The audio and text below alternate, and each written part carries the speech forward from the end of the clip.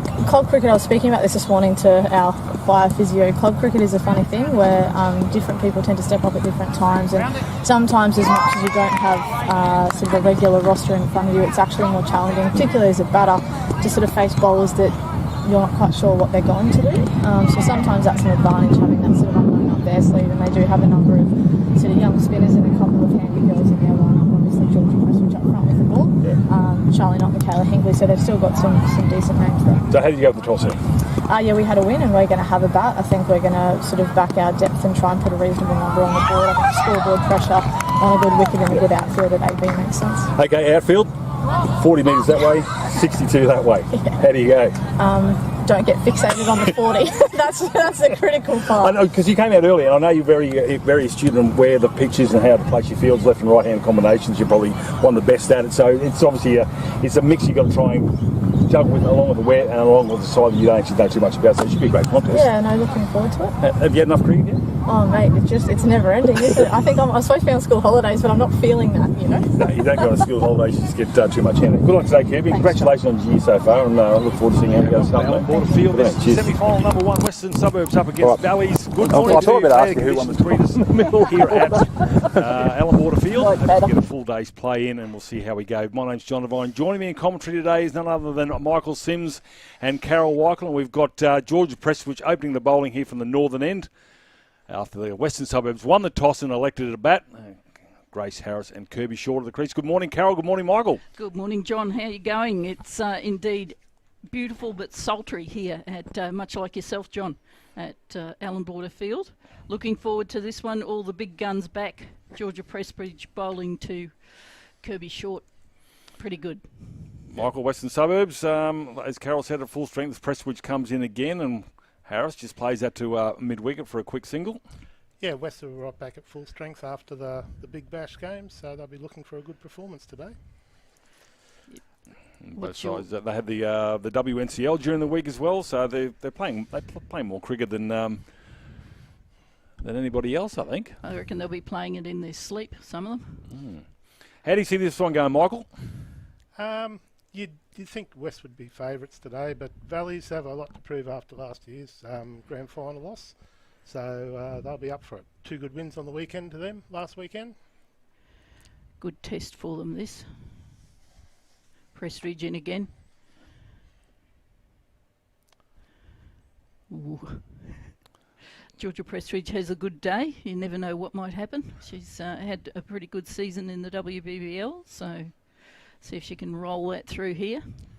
Yeah, I see she was selected over Holly in the WNCL games on the weekend. So wow. Oh, through the week, sorry. There you go. In she comes again. Ooh. There's some swing there. Not sure Kirby Short knew what was going to happen there, but yeah, very humid here, so the ball's going to be a bit tricky. John, it was we had a look out there. I guess you did too, Michael, and you can see it from here, green as the pitch.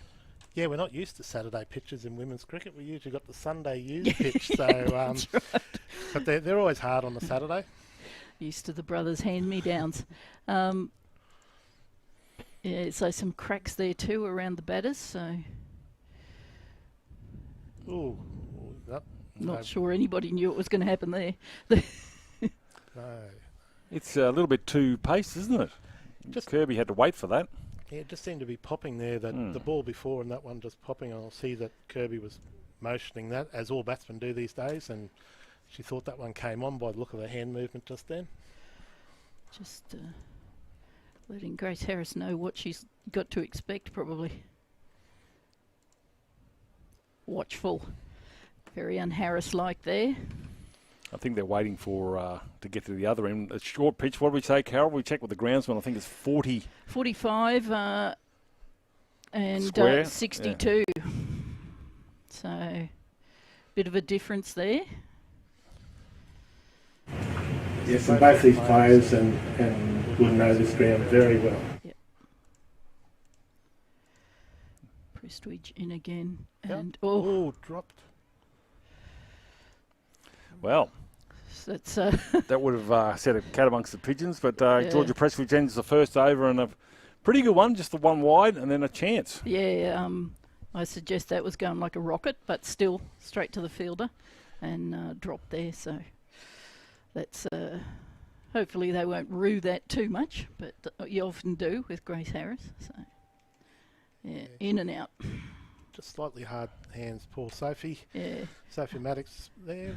only about 15 years old. Yeah, pretty similar to what would have happened to me, except it would have hit me in the chest probably. I wouldn't have been quick enough to get my hands up there.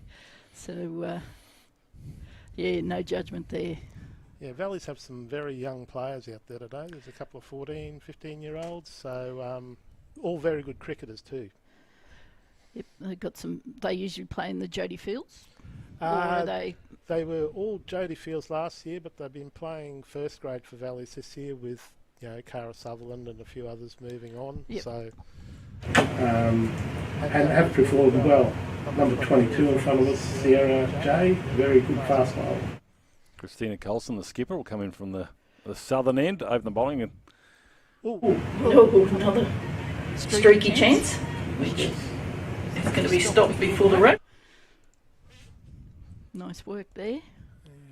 Gillian got one hand on that. Bit unlucky. She's a very experienced first grader, Gillian. She's probably about 19.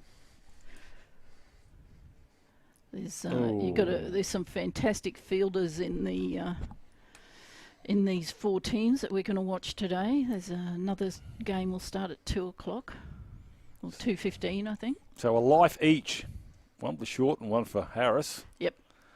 Oh, Kirby's liking that shot. Backward point. And again, chopped off before the rope, so well done. Nice chase. It's not an easy day for that sort of behaviour, let alone 2 in a row. So good work there. Probably Who's one the of 22 for Valley there, Mick? Sierra J. Yep.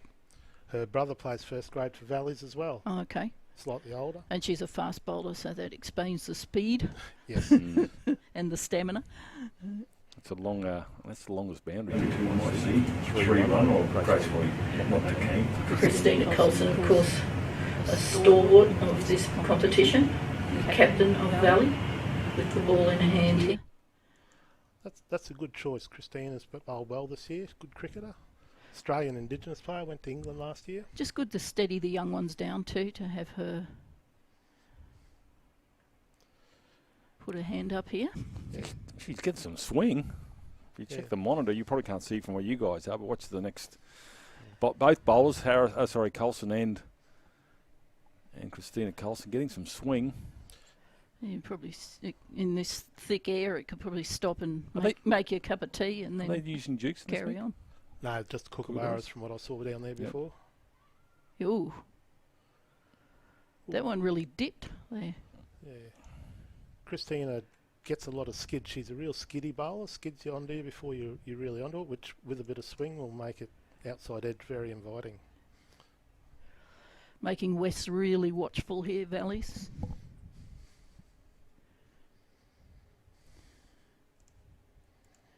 They can get them frustrated. That's always good in T20. Make them do something silly. Ooh. That was a good example of what you were just talking about there, Nick. It's skidded on low there, just below knee height. So crafty. Bit of crafty bowling here from Christina Coulson. Ooh. Yeah. It's a bit smoky here, like everywhere, but not stultifying. That's a nice shot. Yep. Beautiful technique in Kirby Short. She likes to run, although today who would, but she's a runner. Wow. And Grace not so much, so... Yeah, Grace deals in 4s and 6s. Yep. Kirby runs the first one hard to get a 2 or a 3. Yep. Yeah, she's a firm believer in 2s win matches, I think. Mick, is she moving her feet a lot more, Kirby Short? I just noticed when Christina's coming to bowl, might see that when Georgia, if she is going to bowl, it might be change of bowling here at the northern end. Takes a couple of steps to the offside. I know that may have been at this end to bring in that short boundary to mid-wicket. Here, we'll just see whether she does use her feet a little bit more, waiting for the helmet for a change. going to see spin introduced with young Sophie bowling by the look of it, if I've got my players right. Sophie Maddox. So last time, one of the T20s through the season, Sophie took around 4 for 10 against Wests. Got both of these players out. So it's an aggressive move. Well, if you've said they got them out before, obviously Christina Colson knows that, and she's brought her on straight away to see if she can't break in with this power play, of course. Run rate at the moment at 5, nothing to panic about just yet, but we'll see if Kirby uses her dancing shoes here with the keeper up. Yeah, Kirby's scoring zones are generally behind point, through the covers, and then she does have the big shot over mid-wicket. Saw her hit at 6 last week, in fact, over mid-wicket. Kylie White there keeping for Valley. Let's see how we go. She's got a gully. Point, extra cover and cover. That's short boundary full. Well, I thought that was going to be a full toss. It dipped nicely. Breeze out there. I don't think we checked the breeze. I don't think there's a breath, is there? No. That's why the haze and the smoke and everything's hanging around. She's certainly putting it above the eye line of Kirby Short. There's another one. There are storms predicted, but not until late afternoon, evening. So we're hoping they'll stay away. You've got to be careful when you say a storm's predicted when Grace Harris is batting. You mean the hailstones are going to go upwards? We see, Big word words. We've seen it in the changes there up on Raymont label. Some changes here now. I think I can see it drooling from here when she looks at that short boundary. So Interesting that field change there. They're bringing Charlie Knott back here to mid on. Probably one of the best fieldsmen on the field there, with Grace on strike. So they're saying Grace will try for 6, as we all know. And I've got 2 people back, in fact. Oh, so that's Michaela Hinkley as well, another good fieldsman. Yeah, so I was just going to say she's kiss you that thing, Mick. fantastic. Yeah. Fantastic for the Heat this season in the field. Just a quiet role, but did it very, very well indeed. Yeah, Kirby Short quick to call through Grace Harris there for a single. Brings her back on strike, and the field changes as you'd expect between a grafter and a clobberer. In the third over, none for 12.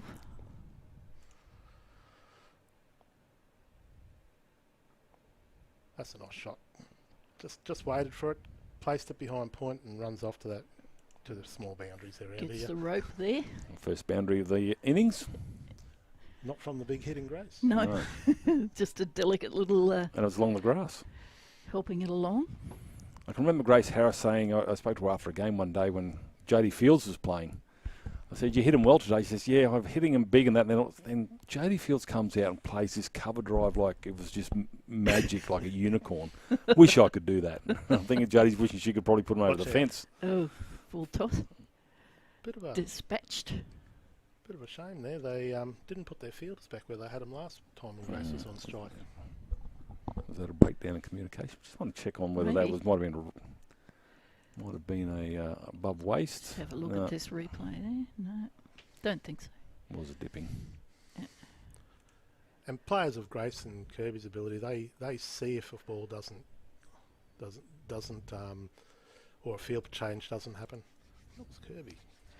Kirby Short really enjoying this chance to batting down the order in her representative roles. So having fun here, opening for Wests. We got Western Valleys this morning, and then after lunch at 2:15, Sandgate Redcliffe take on UQ. UQ in the finals after a longish drought. So well done to them. Well done to their players who stepped up while their representatives were away.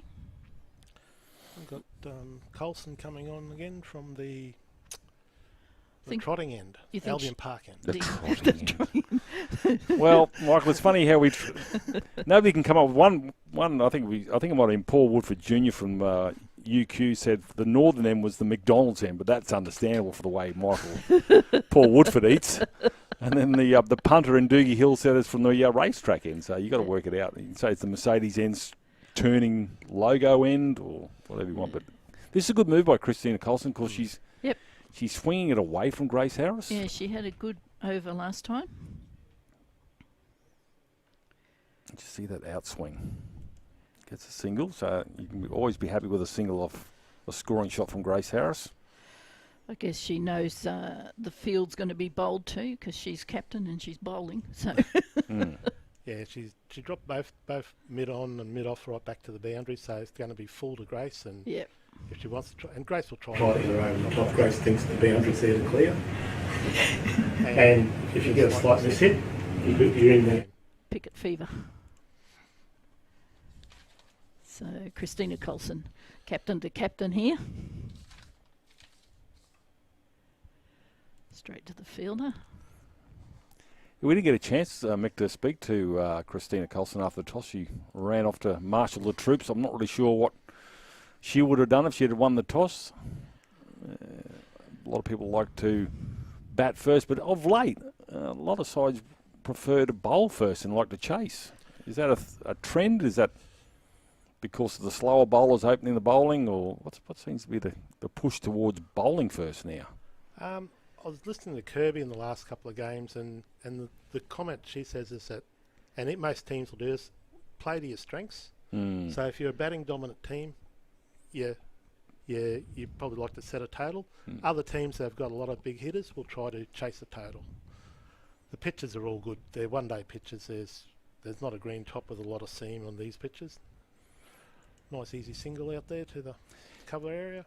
Yeah, it does look green, doesn't it, Carol? But we always know Allan Field looks green, but it just ends up being a batting paradise. And at the moment, Colson, Prestwich, and also Maddox are getting some good swing and drift, especially Maddox.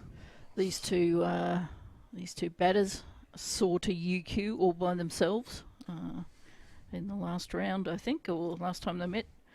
73 off 35, Grace Harris. There she goes. Drive. And no fear of the fields from being back there. Nope. Just said I'm going to hit it straight between them and bang. Oh, she hits it, so it goes so fast. Not a bad ball. Nothing wrong with the ball. Nope. Just a good shot. Just go down on one knee then. Yeah, look at that. Yep. It's a wonder it's not in the Brecky Creek Hotel. Maybe this one. Colson to Harris again. Cuts this one. That's a nice shot. Charlie's. Yep, she got it. Well done, Charlie Knott. Backed up by Sierra. From Jodie Fields grant recipient there. Charlie Knott going leaps and bounds down here in Brisbane. Shout out to everybody watching up in Mackay. And to former Queensland Fire coach Andy Richards, recovering with his brand new bionic knee. Ooh. He'll be working that dancing pole before you know it, Big Andy. Coming to a nightclub soon. But Andy Richards, well, I'd imagine he would be very, very pleased with what he has been orchestrated in previous years to where the women's game is now. We've spoken about Gary Lovett, who's retired, how big he's been for the game as well. Mick, you're part of the coaching staff at Wynnum Manly here. It's all these sort of things that actually just have taken place. We got to remember the blokes like Andy Richards and Gary Lovett that have brought the game to where it is now. Yeah, Gary's done a huge job there at Gold Coast. Andy, valuable information, has done a lot of work in women's cricket and cricket in general for Queensland. Turning to her speedsters here, Christina Colson. Yeah, this is Sierra J. She also skids the ball. She's, for a slight frame, she's quite quick. And with these high-level players, they're expecting the bowler to bowl certain places, and the younger girls do a little bit of variation because they don't quite execute, and sometimes that's their undoing. Jay from the northern end, down leg side, the loosener. Wide. Nervous start. I mean, obviously it's a semi-final. The winner goes into the grand final tomorrow, so some of these young players will be nervous. I know they played semi-finals and finals last year, but That was last year. And she's bowling against international players. Great to have a look at the future. Mm. Oh, Oh, I don't know whether that was a chance, was it? that was just. Oh. what happened there? There's one way to find out. Must be a bounce ball. Show us, Obi-Wan. By Lane Sutherland's reaction, I think it could have been a chance.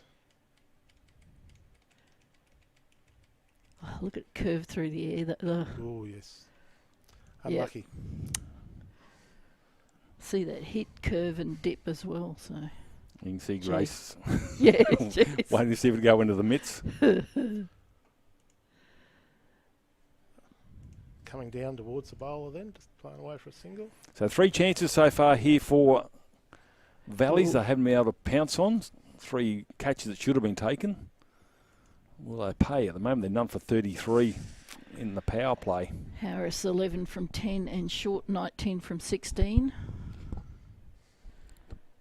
So These two must sleep with their helmets on too, do they?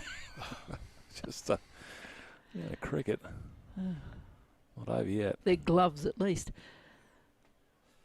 Yeah, well, broad defensive. Yeah, so they've got the WNCL still to play. They're trying to get that silverware here at Allan Border Field. They've got the Big Bash, of course, 2 of those, but the WNCL eludes Queensland, so that will be coming up in February. We'll be back here to cover that, won't Yep. we, John? Fantastic. 5th of February. Oh, runners up last year, weren't they? Been runners up, I think, 6 times. It's almost like the Shield days. Oh, Oh, Wow. She's bowling very, very well. that Yeah, was no. there. Look at this. That was sharp. that was sharp, cut back. And Gee. again, like Christina, skids them through a bit. Yep. She must have a really good core. She generates a lot of pace and there's not a real lot of her. As in frame. Yeah.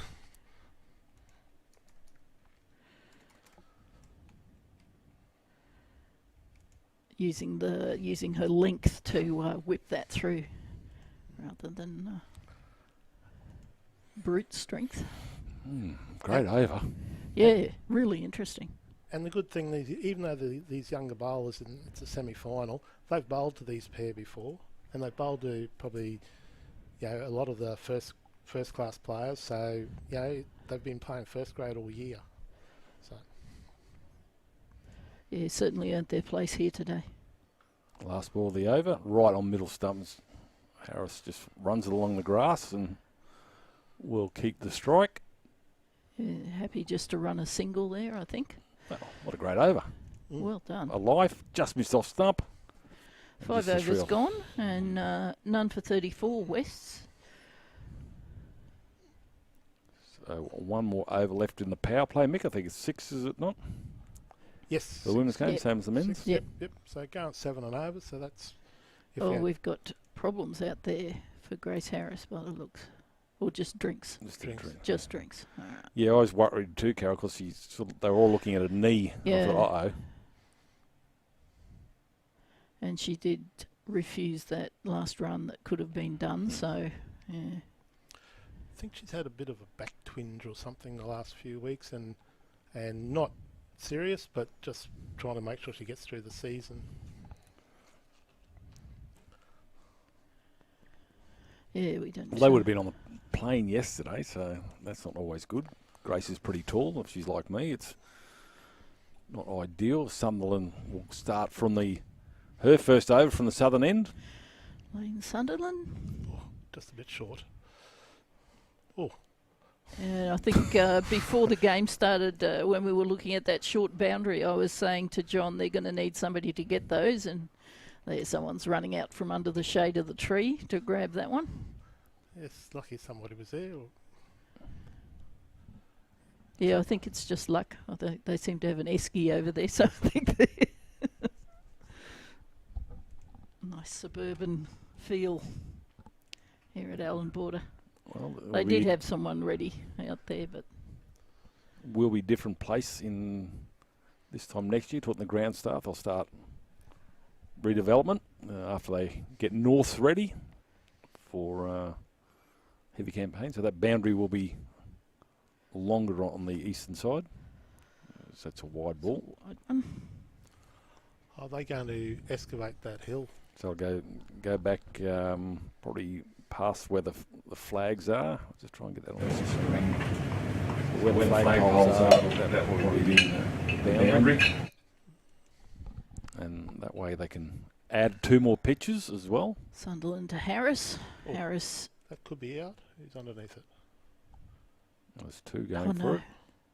Down again. Grace Harrison needs to go buy lottery tickets right now. Well, the unfortunate thing about that, I think there was a miscommunication then. There would have been thundering feet beside both players, and wasn't real sure what was going on there. So Grace survives again. So they've got the right idea. The planning crew at Valley. Just a little bit of an execution problem. So, Michael, what do you as a coach, what do you say at the half-time match? Obviously, what's done is done. To players who come off, they've got to go out and bat and realise they actually dropped a catch on a player who's put a monster on there. They're going to try and go out there and tonk it around and try and regather those runs they lost from a drop catch. Is it something you play with, or you wait until the game's over completely? You generally wait till the game's over completely and you do a review, but the common thread from most coaches would be, let's think about the next ball coming. Okay. And you focus on the future, don't dwell on the past. My common saying is coup de tomato, but when I hit them with a stick, but then the girls laugh and they get over it. From the Lion King, philosophy, yes, Mafusa. And that stayed with me a lot of years. Ooh, there's actually the pitch is holding up and skidding on at times. So. Yeah. It's really got a spin on it, that ball there. You can see when it hit Sierra J's knee, it just spun off at an angle. Tricky conditions out there. It's also as hot as the hinges. 2 balls left in the power play, and yet a wicket. Had 3 opportunities. Maybe 4. And that's 4. Didn't quite get to the... Didn't quite get hold of that one. No. Lift your game, Grace. But you're right, because of exactly what both of you have said. It's taking some time to get to both batsmen. If that had been coming onto the bat a lot quicker, that would have been hitting the roller there up on Ray Linwell. And I see both batsmen are in Sierra's over before. They both are coming down the track, trying to get the ball as it bounced, so to speak, or get her to bowl short. So they can put it away. Hence, that's another catch. Come on, Sophie. Oh, now they've just got the yips. Yep. Now they're just freaking out. She had a long time to sit under that. It went high, high, high. She had a long time to think. Might have been the keepers, that one. And their regular keeper, Riley Witherspoon, she's away with a CA under 18. So, always hard. Letitia Randall, I think, is overseas somewhere as well. She's done a bit of keeping too. So that's the end of the power play. After 6 overs, Western Suburbs are none for 51. They've tried to get out on several occasions, both batsmen, but they're still there. Harris 26 off 15, and Kirby Short, who was more than running the ball, just squared up now at 20 off 20. Jay will continue from the northern. No, well, she's not. They're going to be a bowling change again. I think there'll be Hinckley, Michaela Hinckley. Bowls off spin, I think. I think this is a good move. They need to bring in the spin. And you go to the experienced players. She's played first class cricket. One of the current Fire BBL players, Heat BBL players. So you go to experienced players. They've got the usual deep cover, deep mid wicket, two back on the straight. So the ball should be pitched up here. Yeah, you need someone who doesn't mind being brave here, and he's not going to get their heart broken, so going to the experienced bowler. Georgia and Charlie back on the onside, so they've got 2 of the best fielders. Yep. All right, let's see if Hinckley can break this partnership. And you can't help Prestridge in there for that one. You can't help think the bowlers need to hit the stumps to get the wicket or a run out. I don't think you get a run out between these 2. Nice backing up there behind the keeper. I saw Kirby's dismissal through the week. She got run out by about 3/4 of a pitch. Oh, half a pitch. Whose fault? Whose fault? She called it, and young Phoebe Litchfield threw the stumps down at the bowler's end was a little bit unexpected, I think. Well, then you'll definitely won't get run out today if she's got one under her belt recently.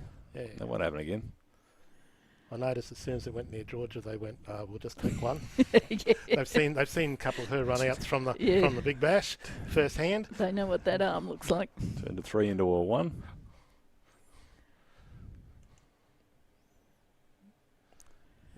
Okay, we go around the wicket. She's obviously recovered from that broken finger from the final. So he's going to try and... Kirby has to hit it with a spin here, but to the longest part of the ground if she wants to go on the onside. And that's down leg side, and that's going to be a wide. Almost got a top edge on that Kirby. Still there though. Which Hinkley's loosener. the way these guys are starting to go, wide's not a bad thing. None for 53 in the 7th over here. Harris on 27 off 16, Short 20 off 21. Yeah, quite a bit 22. of luck. And quite a bit of luck, yeah. Yeah, they're Four drop the catches or 5. if you're the number 3 batsman, you've been up and down a few times. Yeah, that's right. And number 4. It's Who would be in next? Josie Dooley, probably. Josie or Courtney? I don't know. Okay. Which. Okay. Well, it depends. I mean, now there's the power plays over. Do you change your batting order at all, Mick, because of that? Considering there's no... So another one. Here we go. We might find Over. 6. I would think it's probably Josie, unless they decide they want to get a left-hander in, because Courtney's a very good bat, but Josie's probably the more established batsman. Bat her.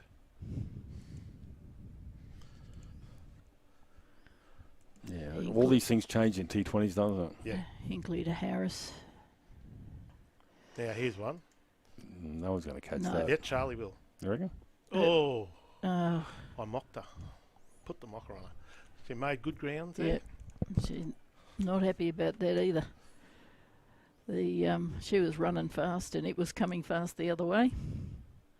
Well, if I was Grace, I'd be just looking at the boundary from now on and just said, Yeah. they don't want me to get out. I'm just gonna grow to my list of 27 sixes and 53 fours from the season of T20s and say, Yeah, this could get ugly. Yeah. Nearly turning over. which also then gives Valleys a good chance to get her out. You know, Good comeback there by Hinkley. yeah. Well, last game she had, I think it was like something like a strike rate of 260 or something. So she's in the mood. Just stretching there a little bit as she's off strike. Getting towards the end of the over, Michaela's going, I don't want to give away a 4. They've dropped their 2 drives back, knowing that Kirby's on strike and uses that sort of philosophy, being you Yep. know, at those levels. Hinkley to Short. Quite prepared to give away the single. to make Charlie it- not going to make a mistake on that one. Hinkley says, somebody else take this thing. It's not good to see. It's very unlucky. They've had their chances, Yeah. and unfortunately haven't been able to snaffle them. But suddenly, if the ball starts sticking, you lose a couple of wickets. They're right back in the game. And it's moments like these, and I really think it should be something that's brought into the grassroots cricket. They had the timeouts in the BBL, and it's obviously for commercial opportunities to play more ads. I'd like to see this sort of situation. 10 overs of this grassroots level where the coaches come out and have a chat to them. I don't think any harm's done there. It's a chance for everybody to have a drink, and coaches just try and settle them down and tell them, look, it's, as you said, bring the stick out, hit them over the head. It's just, I think it'll be a great idea. I know they're using it for, like I said, for more ads on TV, but I think for the grassroots it'd be great. This is probably the equivalent of that. See Coulson coming back on for that's what I mean. Yeah. Third over. Just taking the brunt of this herself. And these situations are where your senior players come together. Your Christina's, Michaela Hinkley, probably Lane Sutherland. She's been around quite some time. They're the players that you need to come and talk to the young players saying, come on, we're still in this. Plenty of chances. We could get 3 quick wickets and we're right back into this. Yeah, that's right. That's a nice shot through. That's beautiful, right through isn't the it? gap, yeah. Not a bad ball. Good ball, probably about middle and off without looking at the end on vision, but just placed it through. That's, and your comment before, John, about, Kirby moves across in position, I think, to open up the leg side a bit more. She was predominantly an offside player, but she's been, from what I've seen on TV and live, she's trying to open up that leg side a bit more. Just a smart cricketer. Yep. She's a thinker. Grace decided to go for a little trot then. Kirby said, you can keep coming, but I'm not going anywhere. Well, I suspect she's trained that it's more than likely than not that you're going to run. When Kirby's on strike, there's always a single on offer, so you just start running. So find the gaps. Colston again from the southern end. That's a nice shot. Split the field and all runs the way. away. Isn't the field looking magnificent? It's beautiful, isn't it? Especially from in here in the air conditioning. That's not the only reason I came up here. Now you get a good. And do you? I know you've been up here a couple of times, Mick. Have a look, but as a commentator, you get to see the game in a different light, don't you? Yeah, it's like when you watch a football game too, up in the grandstand. I like to watch cricket from down on the ground and up in the grandstand. I change when I go to the Gabba. I change where I sit each time just to get a different view. Oh, out? Is that out? Yes. Finally, a catch. Nice. Taken. Kirby, what a cracker. Well, it's taken some of the required reflexes. I think that's probably what the beauty of that one was, because she had no time to think. Straight in the bread basket. Well done. Who was it? Did you catch it, Mick? Lane Sutherland, I think. So she's very happy after the first catch. Well Pretty done. certain it is. Yes. So, well done. So the first wicket falls for Western Suburbs in the 8th over. Kirby Short out for 32 off 28. And you can see the bowling figures there. Only 1 wicket. So they've gone with Josie Dooley coming in next.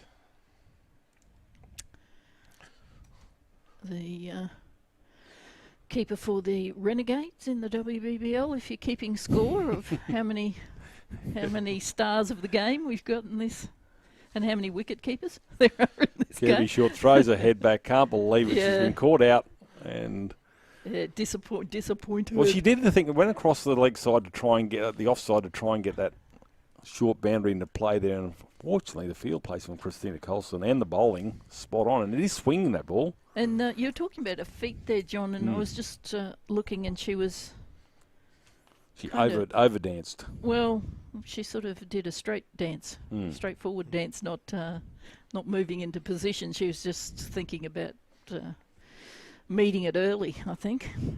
That didn't turn out so well. For Josie Dooley. Yeah, well done, Lane Sunderland there. That was a catch that, understatement of the year, needed to be taken. And good captaincy by Christina, brought herself on. Yep. She's bowled 2 overs and using up more, but she knew that she needed a wicket. Yep. To Harris now. Oh, sorry, Dooley. Ooh. Beg your pardon. You said that wasn't far away. Michael Sims, you said a couple of quick wickets, and all of a sudden, it's crazy time. So, yeah, the only bit of Shane Warne's commentating I agree with is look at a score and think, add 2 wickets on and see if you still like it. That's a good catch.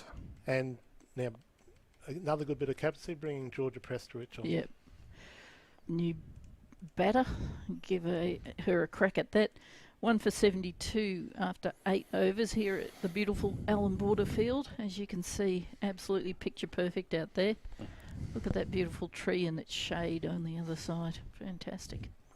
Georgia Prestowich here, moving her field around a little bit. We'll just quickly, Conley Minolta again, great supporters of women's cricket for. Well, I think when they first invented their first camera, I think they've been involved with cricket in the women's department. It's been great. Oh, now Did she get beaten or Grace drop away from that one? I reckon it just moved away without looking at the replay. Yep. Just slightly, or at least straightened. Held its line. Held its line, there you go. I'll bring out all the cricket jargon. That's it, mate. That's all you Live, we're watching it side on, folks, but we do have a camera, as you can see, at the end of the pitch. Yeah, Dooley, the name synonymous with West, their president, and I think he's a board member there, isn't it? Johnny's on the Queensland Cricket Board as well. Stepped down as president for West. Oh, he has to take on the big one. Yep. Mr. Rowell's back as president, but John's still seen around West a lot. Yeah, he's a great man, funny man. Rowley's back in there. Oh, there you go. Yeah, no, Josie, I spoke to Josie last week. Really enjoyed her time in Melbourne at the Renegades. Said she was made to feel very welcome. Thought it was a great experience. Prestridge to Dooley. Ooh. Down leg side. No latitude for error on the leg side. No. It just removes all grey area, does it? If it just goes down leg side, just call it. I've given up now because I honestly think some of them are just missed the leg stump. I mean, really call that wide when you can really bowl someone? I don't know. But they've just taken that out. I don't know why they need a blue line anywhere. No. Dooley gets off the mark. Dooley wants 2. And Grace, yes, Grace is coming for 2. Made the fielder look. Yeah, a lot of runs out here on the western side of Allan Border. Who is that there in the number 9? Gillian Chalmers, former Queensland under-18, Northern Territory under-18, Queensland under-15. A lot of Northern Territory girls down here these days. Queensland Cricket is actually supplying our players to boost the Northern Territory under-18s. Okay. So we've got 6 or something in the comp starting. So very good. So it's a good relationship. Quite a few you said from UQ. There's that Georgia Prestridge giving her a high one there. Welcome to the crease. Of course, her WNCL teammate. So Kyra Metcalf is the assistant coach of the Northern Territory under-18s on her way to She's in Hobart. mm-hmm. She was supposed to join you two illustrious commentators, but she thought she got a better offer, which well, she's doesn't gone down surprise me in the least. And I'm very happy about that because apparently I had to put subtitles up. Oh. And my hunt and pecking skills on the keyboard aren't they flash? We've spoken to the Irish international we're talking about, obviously Kira Metcalf. Yeah, recently retired after the last World Cup. Prestridge in again to Grace Harris, who doesn't That's like... a nice shot. Oh, well fielded. Who doesn't like being quiet, so... Yeah, they'll just realign. It's the end of the 9th over, 1 for 77, so the run rate just coming down a bit as you expect with the loss of a wicket and out of Kirby Short. 78 there, they've just changed that for us. I would think at early stage, not quite halfway through, West would be happy with anything over 150. They'd like to have more than that, but they've got a good bowling lineup, a lot of experienced bowlers there. Anything over 150 would be a bit hard to chase down, but I think Valleys also have the batsmen on their day that can do it. I wanted to see Megan Dixon bat, so go Valley. Megan might come in as a pinch hitter. We've got a bowling change, so they've swapped Jade around the other end, which I'm just trying to see if there's a breeze for the change. And there is starting to pick up, if you can see. Up in the tops of the trees. Trees are starting to move a little bit, yeah. Probably just seniority, I think. Georgia wanted this end, so... If you're the Queensland opening bowler, you get what end you want. Yeah, well, there's Preston, which is everywhere. There's Jack, obviously, and then I went to Metricon and called a game, the Gilchrist Ponting game. There's another Prestwich down there. Max, is it? There's competitions, aren't there, called Prestwich in Queensland. Yeah, on the north side there's the Prestwich Girls, one of the things called Prestwich Girls. Yeah. I think there's the Barsby Girls, and yeah, it's good. It's good. It's I'm just trying to... Dynasty. If Jack's listening and message me, I'm just Was it Prestwood you played in the Ponting is the under-19 game before the T20 final? So Jada Harris. Oh, well fielded. Punched that one, but oh man. That bounce. Yeah. That's a tow bar right there. Bounced 20 metres away off a shin. Holy smoke. If you ever wondered how hard Grace is hitting them. Yeah. Youch. Yeah. Yep. Young Abby Harris would have felt that. No relation, I don't think, but... yeah, 1 for 79, 9.2 overs. Pretty important for Grace to go on with all the lives that she's had too, really, for West. Oh. Yeah, you think what the cricket gods give you have to take advantage of. Yeah. Sarah, good shot from Dooley there. Yep. It's rocked on the back foot and smashed it through backward point. She had a great WBBL season too for the Renegades. Sarah just dropping short. I think she was almost either just stuck in her hand or she thought she might bounce her one or the other. But it didn't get up. Jay to Dooley now. Ooh. Good pace. Just moving a little bit. Just Dooley leaving the crease there, Mick. Yeah, very aggressive batsman, Josie. She'll come down, she'll move around, she'll try to do a lapse. I think she even has a reverse off memory. Being a wicket keeper, she knew exactly what was happening behind her, so she scampered back pretty quick. It's in the air a little bit, and that'll go to the sweeper in the deep, just the single. I see all the West batsmen are advancing down the pitch, so it really means that the ball is probably stopping on the pitch a bit, which will only get better as the day goes along. So there might be a bit of tackiness on it, using a term. Yeah, there's a little bit of cloud cover in, bit of not going to dry out in a hurry. Yeah, good bowler, good fielding.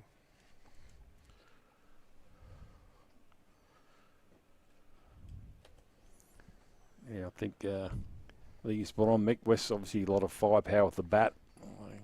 Win the toss and batting first, but their bowling attack is fairly handy as well. How do you judge between your batsmen and when you got bowlers like Grace and obviously you got Holly Furling and big dance down the wicket, just works it off the pads to square leg. They'll just the one. Yeah, I think in the back of Kirby's mind, she knows that she's got plenty of bowlers that if they set a total and batting with when you got Grace in the team, you say, hey, batting's our strength, but then if your bowlers are bowling to the right lines, the fields will always be set right. Kirby has good fields, knows all the players she's playing against. Yeah. Very good tactician. Yep. Prestwood will continue from the northern end, the third over. So they're looking for this second wicket. Run rate now at 8.6. It was up around 9.8 when Grace Harris and Kirby Short were running amok. And balls were being grassed. Well, George's 2 overs have only cost her 8 runs, so that's what you want from your first-class players. And she's had a few tough seasons where she's been the 12th person on the field for fielding, but now she's worked her way into opening bowler, so she's going really well. Yep. Yeah, really grew there this season. That game up in Mackay where she saw to some of the upper order of the Adelaide strikers who are not shabby at all. Just had a belter after that.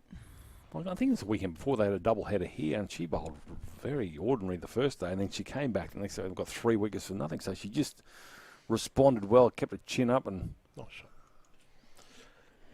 And good bowlers have a bad one. And I thought that was the Mackay weekend. My no, old time is kicking in. No. I think you're right. I think it just happened up there as well, but it was here as well. Better on the second day. No balls and wides, and then she came back the next day and was just outstanding. Well, in the last season or season before, she had to remodel her bowling action a little bit. So all those things take a bit of time, and suddenly. Sometimes it could be just luck. You get a couple of wickets and you start going, hey, I belong here. And it goes on. Not that she wouldn't have thought that before, but it just sort of clicks then.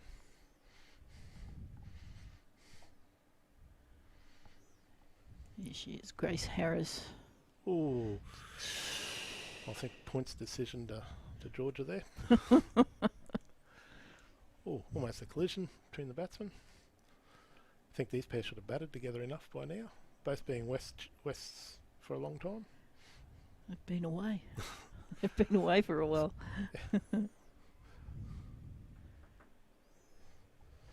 Where does Josie Betts in the middle order, does she, in WNCL? Yeah, around 6, 7. Yeah. She got dropped down a few times if they needed a power hitter. Wareham got moved up in front of her in a few games, I noticed. Mm-hmm. Not that I just watch cricket all the time in my retirement. Why wouldn't you? Why wouldn't you? What's wrong? Oh, sometimes the golf or tennis is on. And how is that artificial turf you got in the backyard now, Mick?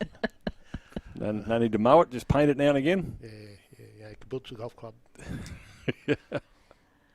Prestridge here to Dooley. That's a nice shot. All straight to the field. Christine is keeping the field up. She's keeping the tight, so trying to make the batsman go for it and then a chance for mistakes. So I like that. Good captaincy. There's only got the 3 people back. Yeah. Could have 4. In the 11th over, we're back up over 10 runs and over. 42 of 28 for Harris. Oh, chance for a run out here. Deals. Yep. Grace. Which is the umpire's going to say? So, a run out there, and the second wicket falls for Western Suburbs in a mix-up, to say the least. Harris off. Who's coming out now for Wests? That looks like Courtney's walk. She's number 12. They had a look at each other, Dooley. Yep, Courtney Sipple.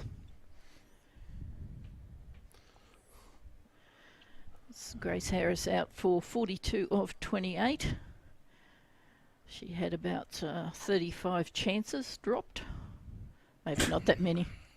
But lucky to get away. I didn't know you were a fisherman, Carol. Lucky to get away with only 42, I reckon, off of that. She was in a mood, and the Picketts were her friends there for a while. So The fielder there was, mightn't have looked too hard here, but she was only a 14-year-old girl, Genevieve Bond, come up from JD Fields to play today. And still had to do it. Still had to execute. And when you're thinking about that it could be Grace Harris that you're running out, it's always a bit of added pressure. So no. Prestridge there making herself available, like quite clearly calling to, yep, well done. And the thing you might have done there is had a shot at the stumps, but she didn't. She threw it to the bowler who was within a metre of the stumps. She called her for it there, I think, Prestridge. So well done, all round good cricket, except well on the fielding side. Yes, by Valleys. Good cricket. The moment left the bat, it was good cricket. Yeah. They look like they've come back to Hinkley again, bowling from the. Apparently feels like according to my phone app, it feels like in the high 30s out there in the middle. So how does that work? Mick, you got any idea when it says that? It's like 24 degrees, feels like 30? Yeah, they add the humidity and whatnot. It's from some egghead. No, it's from it's the opposite of wind chill, you know. It's a factor they put on. But I remember the Tony Gregg ones where players' comfort. Yeah. It's the thermometer in the head, in the hat or something. It's like a cricket bat with holes. Like it might be hot, but if there's a bit of a breeze, it takes a couple of degrees down off it. Yep. It's my guess. Hinkley having a bit of a bowl here from the other end. Good guess. Bowling around the wicket, obviously trying to get the ball to go from leg to off and take out that short boundary, as we mentioned before, only 42 metres. Probably just 40 at fine leg. Not happy fun times for Michaela Hinkley from the other end in her first over. So went for 13. Yeah, the off spinner coming around the stumps, trying to sort of get the ball just outside off stump, force the batsman to hit across the ball. And just with that wicket, the run rate now down to just over 8. So See if they can keep it down there for a while. It's a good comeback here from Hinkley. Yeah. And again, good captaincy. Keep your main bowlers on, your experienced bowlers on. You get a couple more wickets, you're into the later order. Because the Queensland players do stop eventually. Yes, that's right. And I wasn't meaning that nastily. No. But if I was coaching against them, that's what I'd be saying. Just keep taking wickets. Is there a concerted effort, Mick, to have not a stacked team, or does it just make sense for clubs because they're gone so often, the rep players? I know, for instance, why I ask is I know in rugby league they made an effort to spread the rep players around the clubs. I don't think there's ever been a decision to do that. I think they generally leave it up to the players where they want to play. Okay. It's not good to have too many rep players in the one side, I've got to say. Yeah. Because then the games that they aren't there, you're bringing players up and then, but players also, like Josie's at West Junior, or Megan came in, Kirby's been with West for a long time, Grace was a young West player, so it's hard not to stay in the clubs where you are. Sure. But there might be a bit of movement next year if they get another. I hear some rumours that Sunshine Coast could join the competition, so with the first grade side, so there might be a bit of movement. And stop the buy will be good. Yep. Looks like another change of bowling. Charlie not coming back on. Yeah, just on that note, a little bit sad news from Sunny Coast last night. Alex Day, he's had a bit of a turn. He's in hospital at the moment, struggling a bit. So hopefully, former Peter Burge medal winner, an all-round top bloke, Alex Day, can recover from a bit of a clot. But anyway, I think he's a strong young man. He's got a great family around him, and the cricketers around Australia be hoping that he's not in there too long. Not too simple. And great catch, I reckon. I'm calling that a catch. Yep. She got it. Lane Sutherland again, I think. Pretty happy about it. Well, how it can change. Look at the high fives. They've taken 2 screams of catches, have run out, and just turning the tables a little bit on the. Yeah, they're pretty happy. This is a beauty. Off the top of the grass, that one. Here. Charlie Knott. Looks like Annie Wickman. We'll have a look at that after the replays. The scorecard comes up. So as you can see, that's the end of Lane Sunderland having an absolute cracker in the field here after a couple of whoopsies. So. Oh yeah, Annie Wickman coming in at number 4 in front of Megan Dixon. Oh, okay. And Holly. Good former Queensland under-18 captain. Yep. Unfortunately broke her ankle playing New South Wales in last year's national championships. Took her a while to get over that. Really good fielder, I think. I've seen her do a couple of catches. That's a great catch, boy. Lane will be feeling a lot better. I'd actually bring her on to bowl very soon if I was. Yeah, she's going to be feeling pretty good about herself. Yep, just taking 2 good catches. Yep. So she and Charlie Knott could do a few overs here, maybe. Well, as you mentioned, run rate's nearly down to 8. Oh yeah, wickets generally help stop the run rate. Yeah. Take a few balls or to get your eye in, get the pace of the pitch. Well, coming up to the end of the 12th over, Mick, and we were talking about 150, and I thought you were cutting a bit short there. I thought 170 is on the horizon, but at the moment we might struggle to get to 140 if they keep this up. And the big thing, especially in this T20, good shot, well played, is you don't lose wickets, you get up to 200. When you've got somebody like Grace and Kerry, sure. You start losing wickets, you start taking 10 runs off at a time, is my belief. Unless you've got an all-star batting lineup, like Australia, in the women's. Yeah. Well, nobody's going to beat them. See, some people want Sammy Jo Johnson's tuning in. Marie Harris, Dave Walker, having a bit of a look. Brad Frost. So I hope you're enjoying the Queensland Premier Cricket live stream of these two semi-finals. Again, this afternoon we've got another blockbuster, Carol. If we go down the wire. Hope you're feeling better, Sammy Joe. They tell me you didn't play last week. So, well, nice shot. Backwards, good fielding. As an opposition, when you hear the Sammy Joe's not playing, you're going to be pretty happy.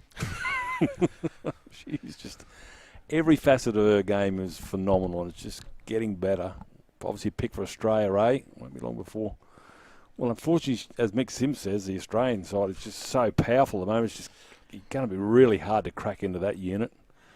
But when you've got players like Sammy Joe and company pushing the envelope, they've got to perform. Well, that's why the ones who were there are so good, because they have to be good all the time because there's 10 players breathing down their neck. So Hinkley back on the bowl, 3 for 96 off 13 overs, so 7 overs to go. And yeah, you want the 150 plus, so you put pressure on the batters. I think anything under there, talk about a par score. I'm not that experienced in that, but I think if we were under 150, I'd be happy if I was Valleys. When you talk about par scores, you're talking about golf now, Mick, or cricket? Oh, no, I talk more about double bogeys. What happened there? Oh, just played underneath it a bit, I think. We'll see how producer's going with the replay. No, he's pretty slack today. He's bagging on about your golf game. Sulking. He's saying no. Concentrating on everything else. Straight to the field again. John Devine, of course, not just providing us with commentary, but doing all the buttons as well. So I've just we're a pared down team. I've just launched another missile somewhere. Look out. Enough trouble in that regard. Hinkley to Sipple. Get a single. Dooley struggling there. Gone. Yep. Looked out live. Ooh, she didn't think so. No. Look, not happy. Looked out live. And as you know, I'm a West supporter. Thank you. Let's have a squiz. Yeah, she just struggling there in the middle of the pitch. I don't know what happened there. Lost a footing maybe or something. Yeah, she'd gone. There's so you can tell somebody texted Josie and let her know she was out. That brings Holly Furling to the. There was she. Holly Furling's been batting all right. She's last couple of. Might have just made it, but in fast motion. Yeah.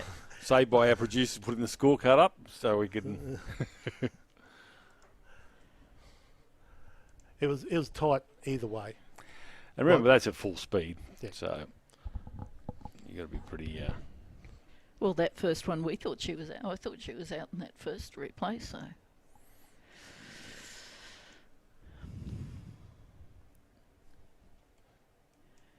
yeah, Holly Furling been in the middle-ish order for West the last couple of games she's played. So it's not much in it, is there? Well done to the umpires. It's like I said, it's at 1 million miles an hour. Okay. And like I've been saying all day, you try making all those decisions they're making in 37-degree heat with 50-something% humidity. I couldn't do it. So Valley's starting to hit back here. Mick Sims, Carol Weigel. It's game on. As Hinkley got a bit of a touch up early, but now she's bowling quite well from the southern end. They got rid of their openers. They got rid of the openers finally, and now they're really tightening the screws here, Valley. Holly Furling, the first ball. Nice. There you go. Nice shot off the mark, 4 runs. That shorter boundary. And Holly's probably be wanting to make a big score. She hasn't had much opportunity to bat anywhere. Oh, she played for the Stars, if I remember rightly now. Yeah, that's correct. Yeah. And didn't get a lot of batting there. No. Mostly known as a bowler, but she likes to bat. That's one of the reasons she came back to West, was to bat a lot higher. Had a good bowling series with them though. Again, another one coming back from injury. Yep. Hinkley here. Ooh. Try to put that into the gloves. You wonder how much of the net bowling with bowlers against batsmen and batsmen against bowlers come when they play against each other in these club games, and they start they must remember stuff from the nets and say, this is what I need to do.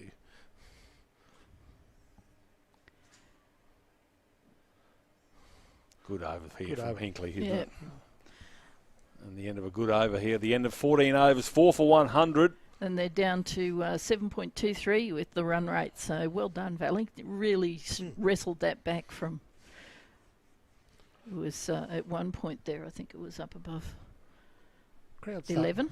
Crowd's starting to build too. A few coming into the grandstands here that we can't see too well at.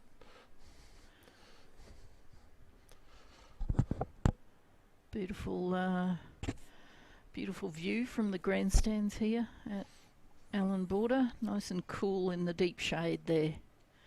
Watch those WBBL T20 semis here, and it was hot. It was hotter than today. Charlie not coming in the bowl. Annie Nice might work run there. away. Nope. No, Easy she'll two. get that one. Easy 2. So Sipple gets another 2. Oh, sorry, Wickman. Wickman. Takes her on to 3. Furling 4 off 3 with that boundary she got. In the 15th over, as you can see, 4 for 102. Ooh. Oh, Gee. that's on page 7 of your manual, which is usually glued to page 8. The French cut. Generally goes for 4, but not today. Should have been coming forward to that ball. I think she stayed in the crease rather than come forward to that one. And it's pretty full. Looking at that left of the screen, that short boundary. Ooh. And that's a lot of turn. And bounce too from non. Yeah, looking from side on here, looking at the length, I think Annie should really be coming a little bit further forward, but probably not wanting to get stumped. Holly doing a little bit of litterbug patrol. That's a shorter ball. Ooh. Just from memory, I don't think Kylie White's got a big history of stumpings. So she might be safe if she thinks about it. Is she an indoor cricketer? She's from indoor cricket? Maybe. That might explain, yeah. Pretty certain I've heard the name in indoor cricket for Queensland or around the traps. Ooh, just over the infield. Over Lane. Lane thought she had a third catch then. Everything that goes in the air, whether it's on her side of the field or not. Good fielding that, restricting it to 1. They did run off pretty quick, but obviously don't want to lose another wicket. As Furling takes guard. Good captaincy again here by Christina. She's got Lane there at mid wickets in a good 5 to 10 metres closer than the markers. So really trying to pressure them not to get extra singles.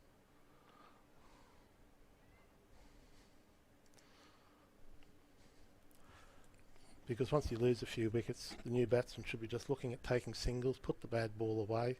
The bowlers get up, they start bowling better balls. You don't get so many bad balls then, generally. We didn't get the, Mick, we didn't get the, just a bit of housekeeping, folks. We didn't get the numbers for Valley, so I've just been writing them down. So if you see one, write them down as well, because when they come out to bat, it's hard to know who the people are sometimes. 5 overs remaining. Yeah, okay. They need to start getting on with it now with 5 overs. Still 6 in the shed. Furling, the newest batsman to the crease. Played for Australia, played for Queensland. Went part of the Ashes too, I think, Mick, a few years ago. Yeah. Mightn't have played too many games, but certainly for someone for her age has been everywhere in the game. Player of the final in the 2018 50 over Katherine Raymont Shield. Over at North that year when we got washed out here, had the replay there, made a good 90, so she can bat. Oh yeah. The final here tomorrow. I'm going to check with Michael Wright to see where the washout day would be. There's a lovely sweep shot here behind square. Field and deep with just a single. Fielded down there by Sophie, I think, Sophie Maddox. Fielding. Yeah, so Hopefully, 10 o'clock start tomorrow. Get it all done and dusted by 1:30 before Mother Nature ruins the Sunday afternoon. Oh, watch the run out. Oh, gee. No. Safe. Holly made a ground easily.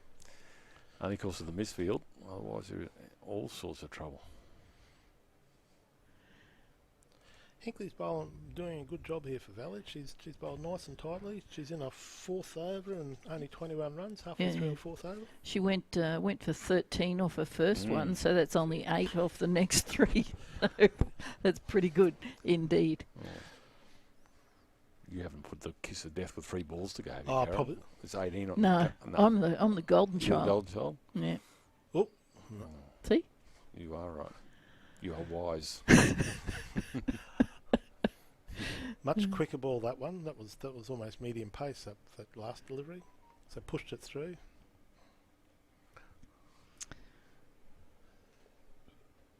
Second last ball from Hinkley.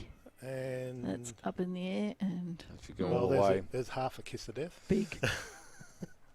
I don't want to. Still pretty good. Of the last 3. Yeah, no, good bowling.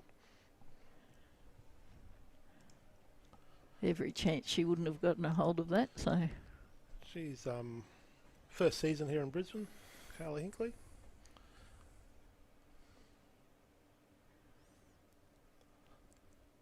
There you go. Nice bit of bowling through that one up. Tried to tempt the batsman. Furling looking for a wide, no deal. There you go. Well, 7 of those balls, 7 of her 24 went for 20 runs, and the rest only the 7. So well bowled to Hinkley. Yeah. And Furling and Wickman have a chat in the middle of the field as we set sail for the last 4 overs. Prestwich, I think, still has 1, or did she bowl the 4 out, Mick? I think she may have 1 left. Yeah, I think so. Yeah. Because she's done 1 at this end and 2 at the other end. At the other. 2 at the track end. So 1 at the brothers end. Not who's been very stingy. 2 overs, 1 for 4. She has Wickman on strike. She's bowling from the northern end. So, I don't know, Carol. Mick, I think each end is completely different. It's taken an eternity the ball to come onto the batsman bowling from the northern end, and from the other end it seems to be coming on a lot better. Yep. I don't understand. Maybe it's the bowlers, but that's just taking an eternity to get to the bat. There's a quick single. Ooh, good running. Yeah, well, Prestwich has 1 over. Coulson has 1 over. Yeah. Coulson bowled all her 3 from the. She's got 1 left from the racing track end. So, yeah, I think there's something. There at this end that the skidders like. Well, there's a lot of turn from this end. Look at that, they turned. No single there, Holly. A lot of more turn from that end. I think if you're playing this afternoon, you might want to be watching this to see. See more turn from the northern end. Furling again. I'd say Charlie might finish out this end. She's got this over and another over, and then you got Prestwich and Coulson to bowl. Might be the thought. Is that a Oh, gee, that's hit the keeper. Brave bit of work there. Yeah. Oop, back up. No problem. Keepers. Holly Furling just making sure she doesn't need help there. Furling, I think, has got a physio degree, maybe. Ooh. On the body, I thought it was more in there. No, back up and at it. Yep. We'd be right if Georgia Redmayne was here. That's right. Yeah.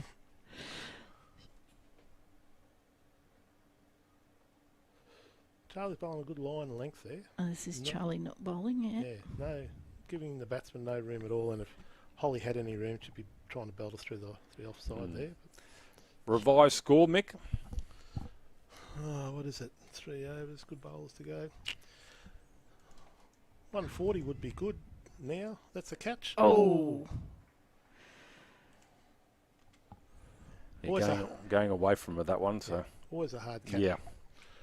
Who's that, Mick? 28. That's Hinkley, Michaela Hinkley, Oh, 28. okay. Yep, got her already. With the bucket hat on. Yeah, that's what confused me. Not enough bucket hats in the game. That's a nice shot. That's going to go all the way, 4 shot. Really All nice right. shot. So, end of the 17th. 4 for 116. We've got 3 overs to go. We've got 120, I think. Just haven't flicked it over from that last ball. Wickman and There we go. Furling. So,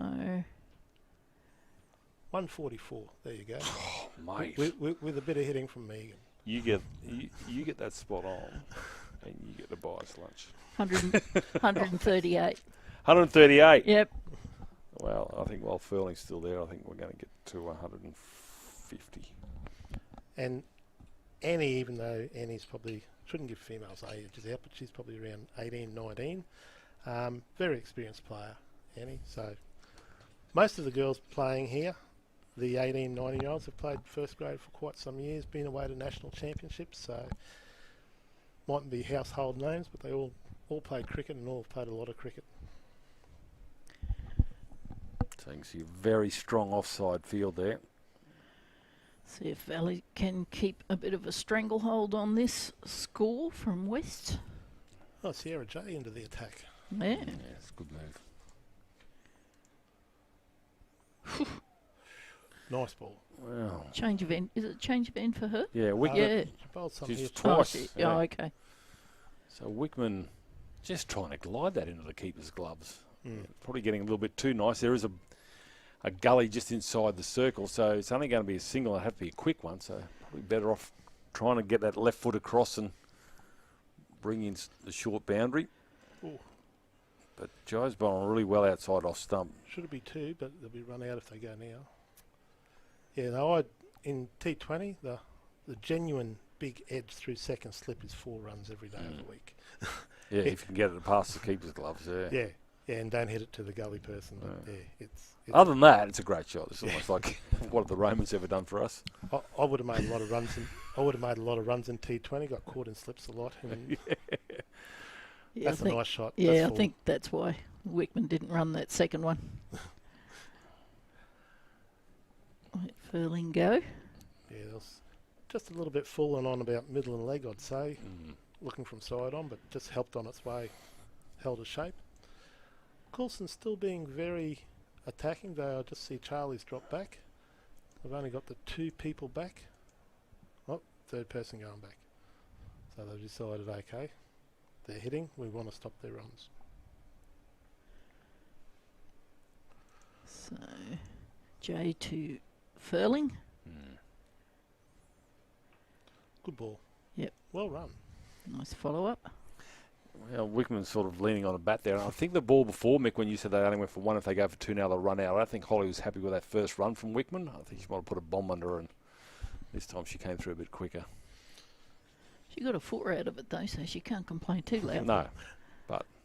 Yep, I hear what you're saying. For the future. Let's Yeah, get the these quick ones. future. The future. Marty. Speaking of the future, J to That's a nice shot. Wickman. That's boundary. Yep.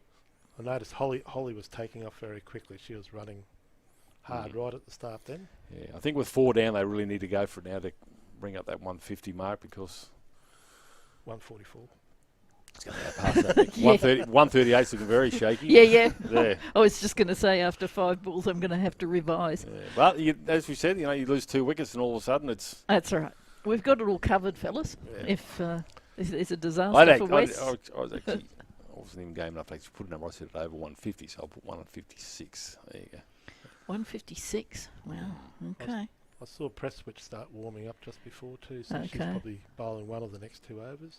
I'll say I Coulson. would think, yeah. Last ball of the 18th Coulson over. and Coulson and Prestwich it would have to be. You'd have to think. Wickman really took off that time. Yeah, Furling. she was Telling halfway back, but Furling was just like, nah. Yep. End of the 18th over, 4 for 131. And Wickman on 13 and Furling on 21. All right. Very. So I've got 7 runs in hand here with my theory and 2 overs. Not looking good, is it? I don't mind 14 and 2 overs. I would think Valleys would be very happy if that was the case. 14 off the next 2 overs. Prestwich bowling one of those overs. Coulson obviously saving herself for the death bowling.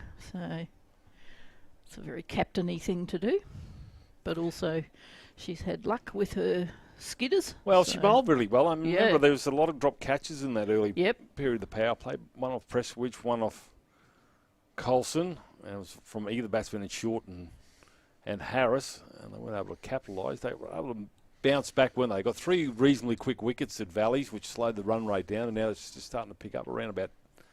It's nearly 10 and over at one point. It got down to what it is now, around 7.3. So Prestwich now from the northern end.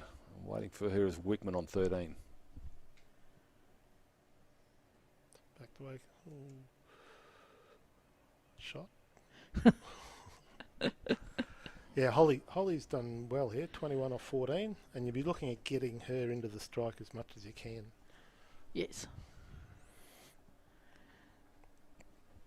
Has she shortened her run up in the last couple of years, Georgia? I was looking at that yesterday. Yes, on TV. I think she has. She has. Great fielding, Gillian. Good return. Yeah, you notice, especially in the T20 game, the bowlers are getting shorter run-ups. There's not too many that run from long run. Though that Ellis from Hobart Hurricanes here had a nice long run-up, I noticed the other day at the Gabba. Yeah, if they don't follow through with the glare, they can get back in time to.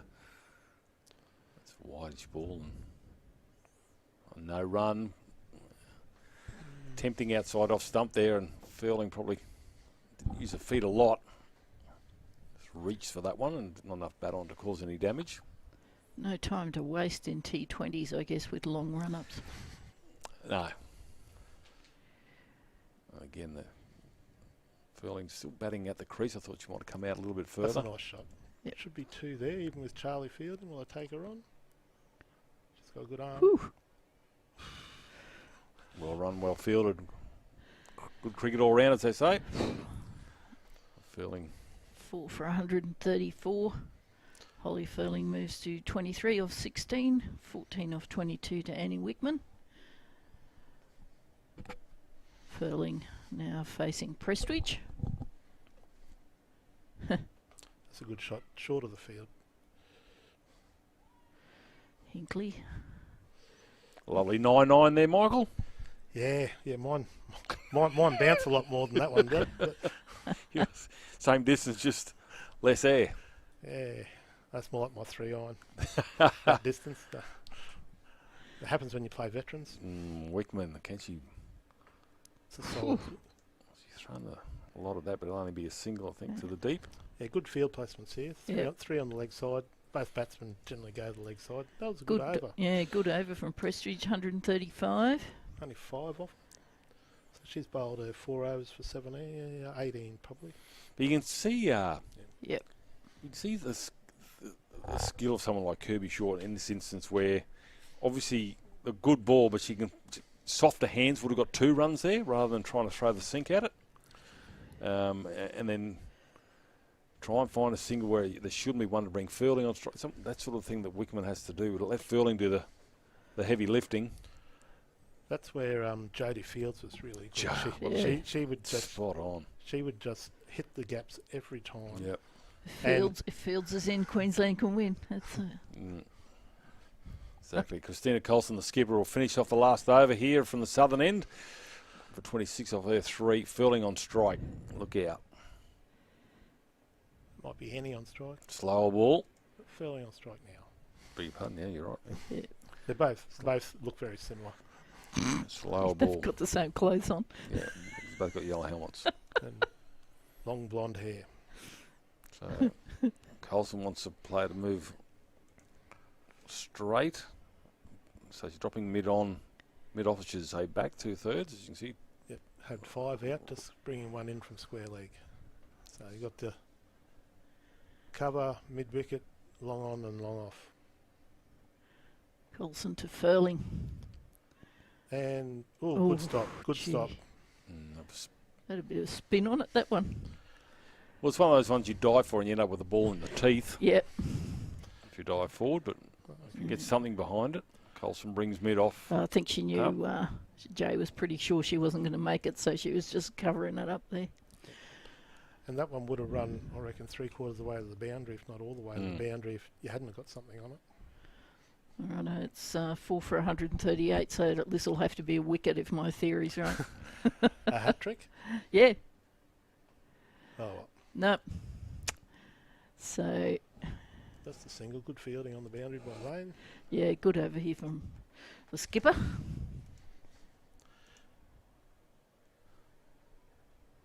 It's always, I hear in the BBL about not leaving your best bowlers to last, and that's why Prestwich bowled the second last over. They always think the 19th over is one of the most important overs in the game. Oh, that's... Furling's hurt herself here. Oh, yeah. Oh, gee, she's done something to her ribs. She's popped something. Yeah. Did they? Ooh. Yep, she's holy smoke. Something really bad's happened there. We know she's had a bad elbow, and that's what she grabbed at. Shoulder. Oh, that's it. Yep, it's her arm. Just pop that one out. Oh, don't do that, really. Ooh. Left shoulder. This is interesting, isn't it? Was there a collision? Or? No, as soon as she hit it, she's she grabbed. just something about the way she hit it. Look at this from the other angle. But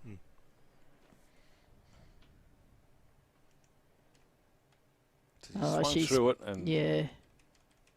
Yep. Ooh. Yep. A lot of guts to run, actually. Yeah. Got off the pitch straight away, so there's no 5 penalty runs like this, like one I got down. Yeah. What page is that on? It's in the umpire's book. I've got it there if you want to look. No, not unless I've got insomnia. Oh, she's staying out there. Yeah, Gee. just a little zinger. A little grab, but... I thought she'd torn something there. She looked like she'd been shot. Well, she's at the non-strikers end, so... Yeah, Annie Wickman facing Coulson here. We've got 2 balls to go. 4 runs to get. There you go. There's 2 of them. Well fielded. Still doing all the hard things, Valley, so well done. No, with the amount of drop catches early, you'd have to be happy that you've kept the runs down. I would have liked to keep them down even further, but... I'm just about to make you look real smart here, I think, Michael. Honestly, I thought 170 was on the money earlier. Yeah. But a good comeback here from Valleys. Yeah, they'll be happy with under 150, like you were saying before, guys. It's they'll be ecstatic about this, I reckon. Wickman last ball. They'll go for 2 here. Whether they get run out or not, I don't know. No. Oh, made me look bad. Well, no, didn't you say 144 to win, Mick? Oh, okay. Thanks, John. Well saved. End of the innings, and Western Suburbs. That's the end of the innings there. Western Suburbs winning the toss, 4 for 142 off their 143, I should say, off their 20 overs. And have they lost Holly Furling bowling, do you think? I don't know. No, I don't know either. Wickman 20, Furling 26. Coulson finishes with 1 for 33 off her 4 overs. Well bowled by the skipper. And both players coming off, batsmen coming off. Furling, we'll see what happens when there's a warm-up. We're going to take a little bit of break here. Mick Sims, Carol Weichel, myself, John Devine here. Queensland Premier Cricket's Katherine semi-final. Western Suburbs up against Valleys. There's Mick throwing around the headgear. Yeah. So we'll be back soon.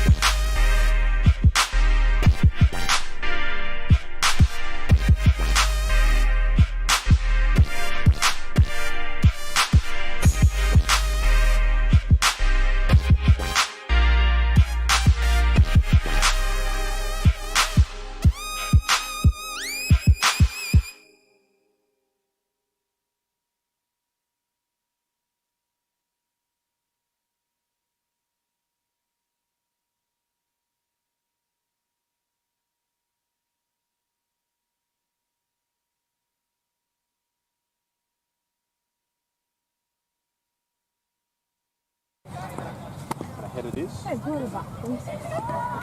Best of luck. Thank you. Best of luck. Thank you. About half an hour, girls. Yep. Kirby, you got a second? Carry on, go down. Yep.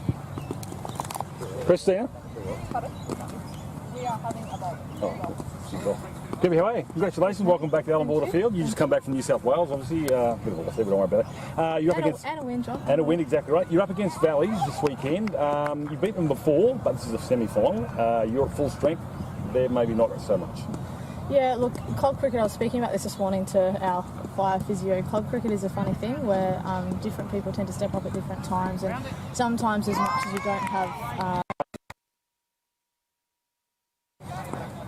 Ahead it is. Hey, pull it back, please. Best of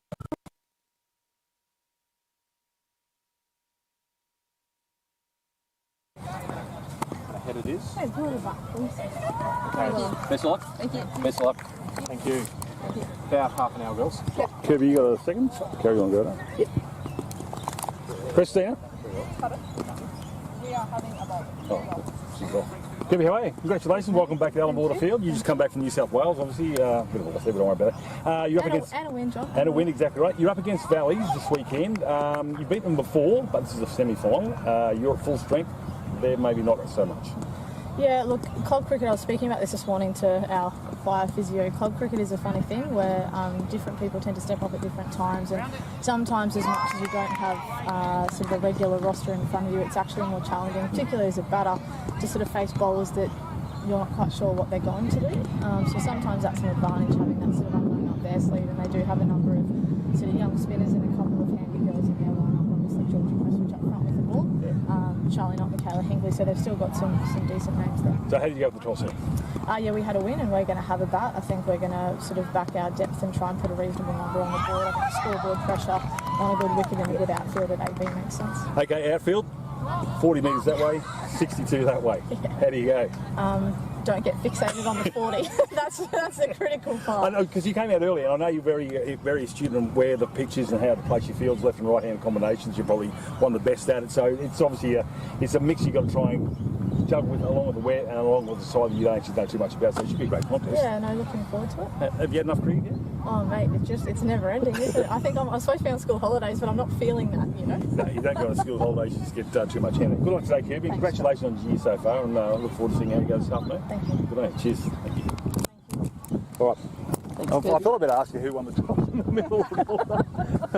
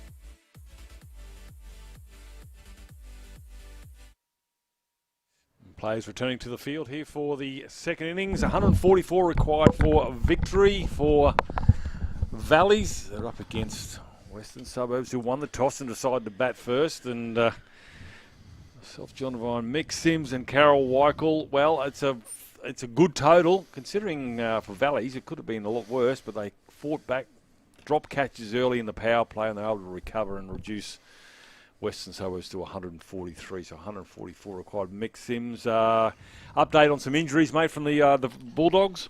Yeah, it looks like Grace probably isn't taking the field. I saw her not in the gear downstairs. And I think Ollie Furling's all right.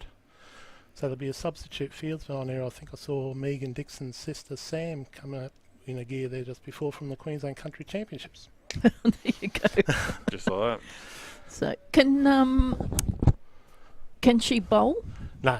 Okay. No. So shame. So West will be down one of their regular bowlers, but there's plenty of people to bowl there. Yeah, they do have a.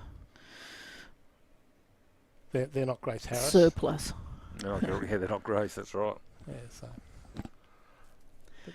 And our telecast is going far and wide. I believe Lane's parents up in Gladstone are watching us today. Happy Rock.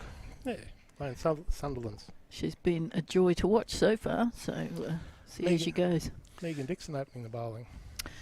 Not surprising, seeing what kind of a season she's been having. Well, Kirby Short, was that her? No? Yep. Yeah. Kirby. There's no holes in the wall when Kirby's there.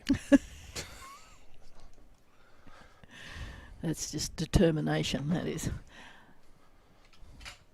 Yeah, so Megan Dixon from Townsville originally has a sister, as Mick was saying, Samantha, who's also a gun. She'll be coming down next year, I think Megan told me when I interviewed her the other day. So, got a bit of a rich vein they're mining up there, Wests. Yes. Megan bowling to a 6-3 field, so everything should be outside off stump. Thank you for bowling outside off stump. Yeah, exactly right.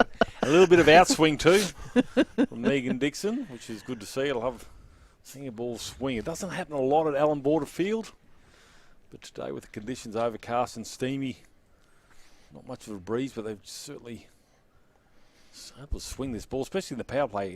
Prestwidge and Colson for Valleys did it. Oh, that's 4 runs to Charlie, I'd say. Dixon, Megan Dixon also got a century with the bat this season in the one day. In a one-day game. So, going all right. Yeah, Megan scored 100 in the T20s, 120 runs, 160 runs. Oh, that was a T20. 160 runs total. Oh, okay, yep. At a strike rate of 103, but yeah, she made 150 over game. Yep. Well batted too. Oh, that'd be just Can't past the out. Can't remember who she batted with there. But also got 100, the opener that she was batting with. Might have been Bird.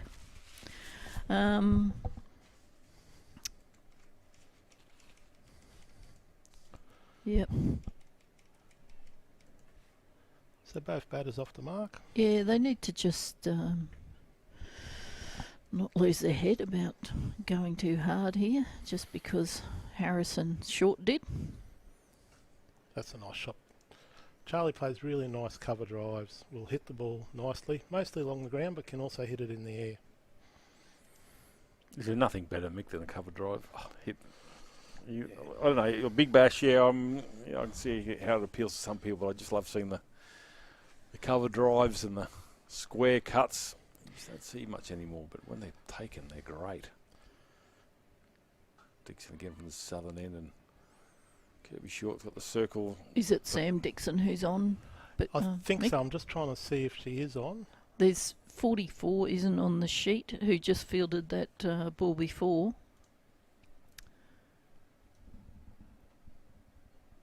This player just here.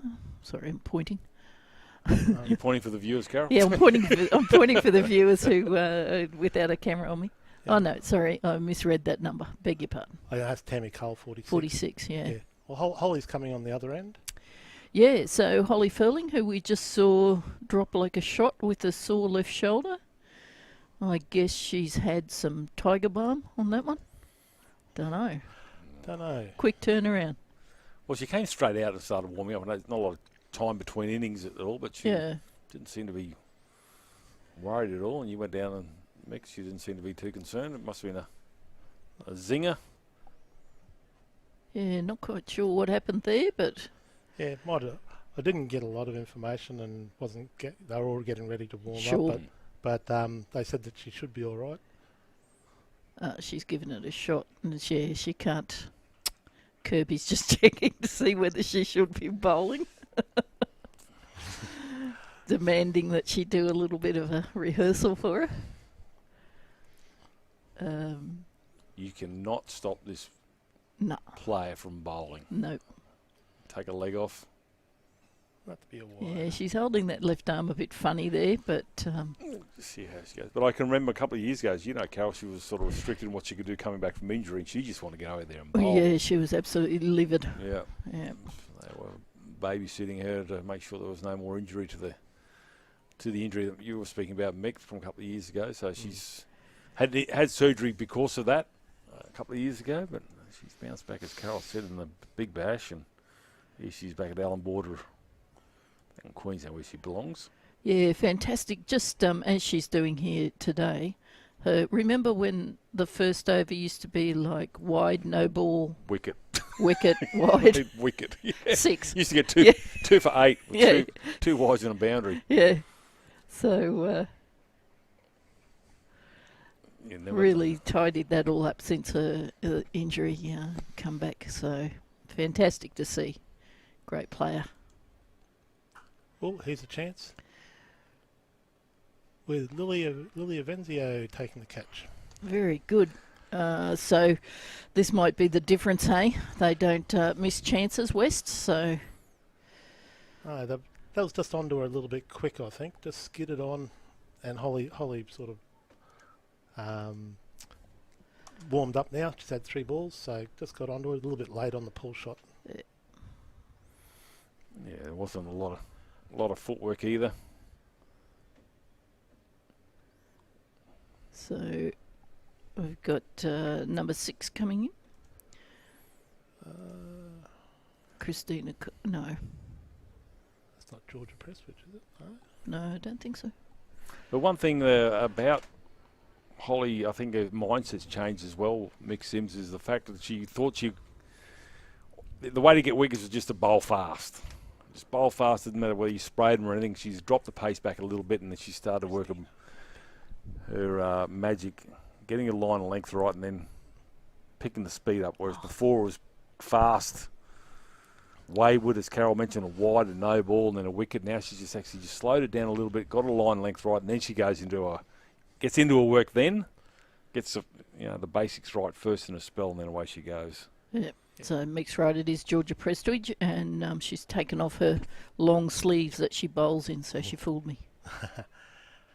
Yeah, no. When you're a bit younger and you're the tearaway quick and you're getting up around 115, 120 in the women's game, you just run and you bowl fast. Yep. When you get a few injuries and you get a bit older, you know, okay, I've got to do a bit more than just bowl as fast as I can.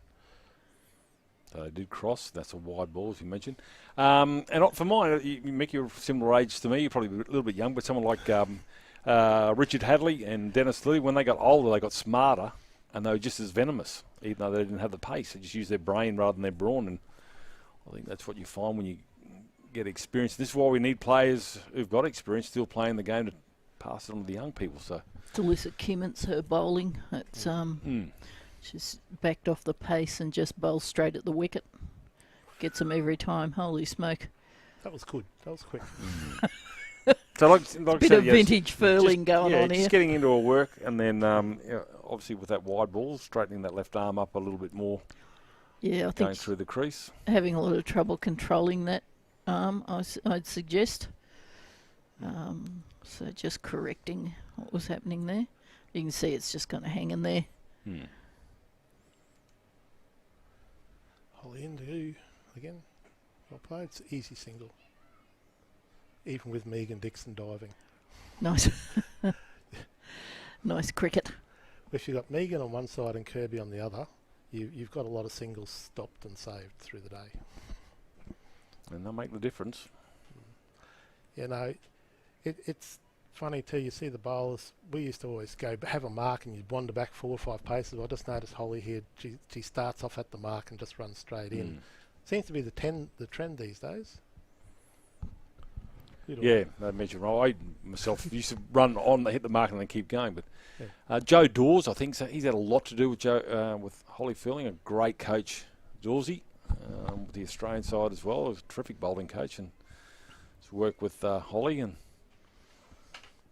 she was a little bit wobbly running into the crease, and I think that's what you said, Mick. Start from one spot, and then you just set sail. Down leg side. Tammy Cole running into the field. Field that. Good over. Wonderful. Yeah, they're looking pretty sharp. West there, pretty happy with themselves. 1 for 12 after 2. Need 132 from 18 overs. Somebody doing the maths there for me on the banner. Good work. Yeah, they do a good job, Interact Sport. Yeah. And good people down there at Liger. Great initiative here from Michael Wright to get this up and running as they do with Katherine Raymont in the Premier Grade competition throughout the summer so far, with this scoreboard and live streaming, which is first in Australia. Well done to Michael and obviously the Queensland Cricket Board. As we mentioned, John Dooley part of that. Holly Furling, sorry, go ahead. Yeah, I was just going to say Megan Dixon to continue from the southern end. I was going to say Holly Furling 1 for 3, reminding everybody, all the selectors, that she's around. Just got a message. Letitia Randall is watching from London. Watching her Valleys team go around while she's on holidays. Sorely missed, would be sorely missed by Valleys today. Oh, it's wonderful to see. I'm glad she's... We're international. Yeah, well... I'm surprised she's dragged herself away from the Megxit. Oh dear. Megan coming in bowl. Well played. Not that Megan. Sharp single. Ooh. Really good running. Yeah, well played by Hinkley there. We had last week we were doing University of Queensland Blues TV and the doubleheader there, and Paul Woodford Senior was watching after Paul Woodford Jr. had dropped a catch, and while batting had also managed to actually somehow get his helmet and head somewhere near the backside of Mitch Drennan from Redlands. Quite comical. Another one gone. That's a great catch. What a great catch. That was curling away from the fielder, and she fell with it. Annie Wickman, I think. Yeah. Oh, no, Lauren Hume. Lauren Hume, the girl from the Nango. Yep.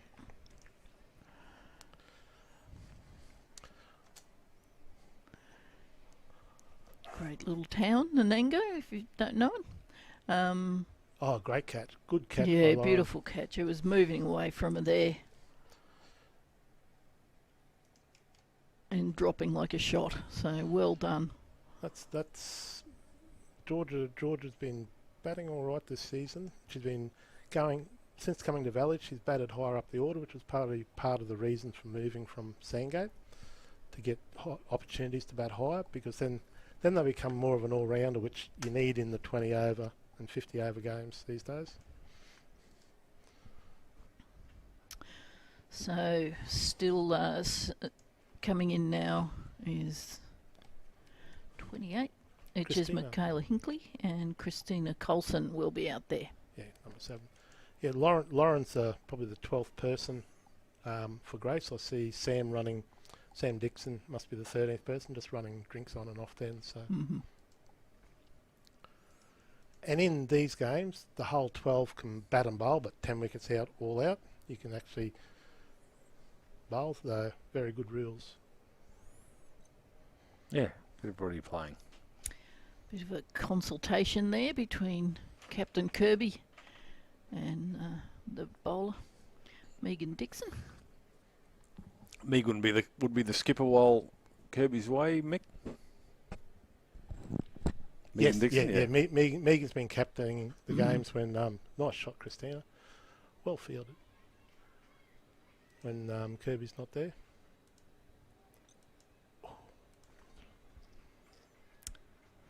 So Megan Dixon, again, accurate. It's just good field placement. A little slight misfield there from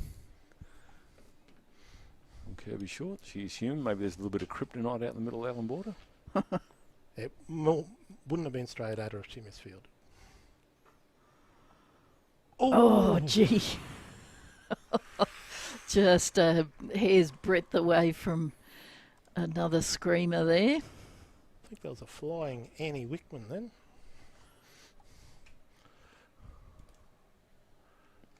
Holly coming over to say well done to her.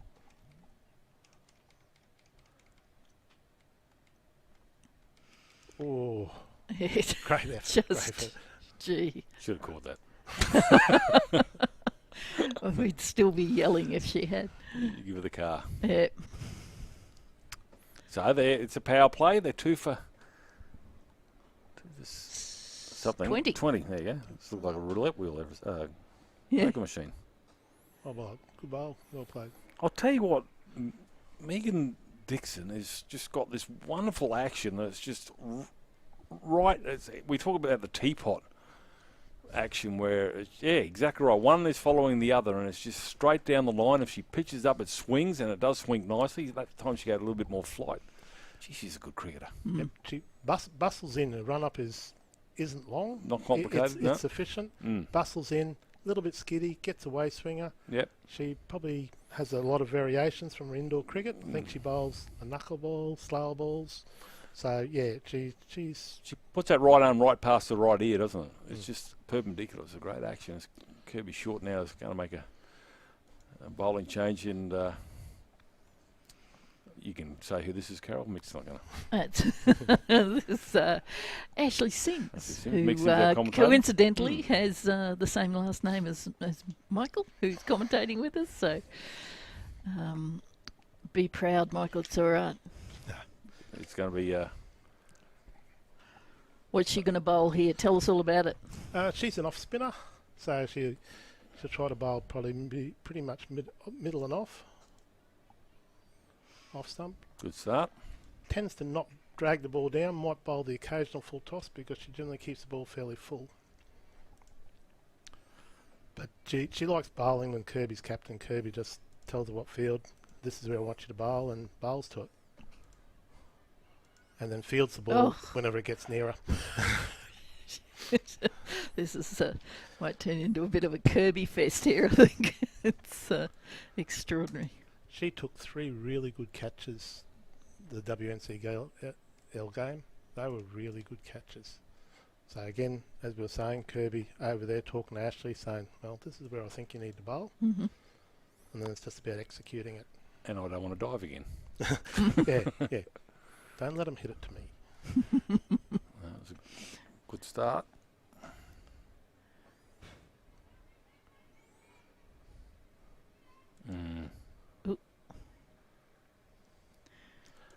Ash has been a bit of a bogey bowler to Christina. I did some work with Christina last year on that, but I didn't actually specifically talk about Ashley's. It's about playing spin. Okay. Well, that's a very tricky situation to be in.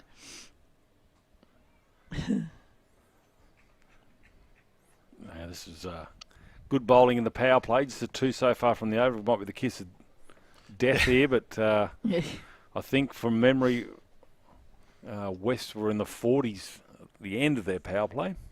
It's a good shot, but the brick wall of Kirby is fielding that and straight over the stumps. It's really good for Premier grade cricket to have the players of Kirby, Grace, Michaela Hinkley, all these players playing in the local competition. It's really good. Yep. Well, there's the full toss that I talk about. Field by Courtney. Umpire is happy with that. Yeah, well, it's similar to when Jodie Fields had some injuries, and then Beth Mooney took over as keeper, and she would field in that same position as Kirby Short, but it was nothing got past her because of her keeping skills. But she was also in the field to be able to talk to her bowlers that are on a regular occurrence, which was you got someone like Jodie Fields, and now you got Kirby Short able to talk to their bowlers quickly. It's priceless for these young players. See a bowling change at the southern end. More than likely Courtney Sipple, I'm guessing. So it normally would be. I didn't see the... So when she starts running in, I'll know for certain. But yeah, Courtney Sipple, the Yep. scorers have it up to date. So 4 overs, 2 for 23. What's that, 6 runs an over? That's a good steady start. Wouldn't want the 2 wickets, but it's not more than 2 wickets. It's always a good thing to think about. More to come, so... Now you can see from the players' hair and trousers, 45 minutes ago there wasn't a breath of air here at Allan Border. So you're starting to pick up from the... You got that flag, shot with that flag in it, John? I can get that up for you. So you can see over the top left the Australian flag or the Queensland flag. Which one is it, the Australian flag? Don't know. It's not you don't know your flags, or you don't know your flags, or you don't know which one it is.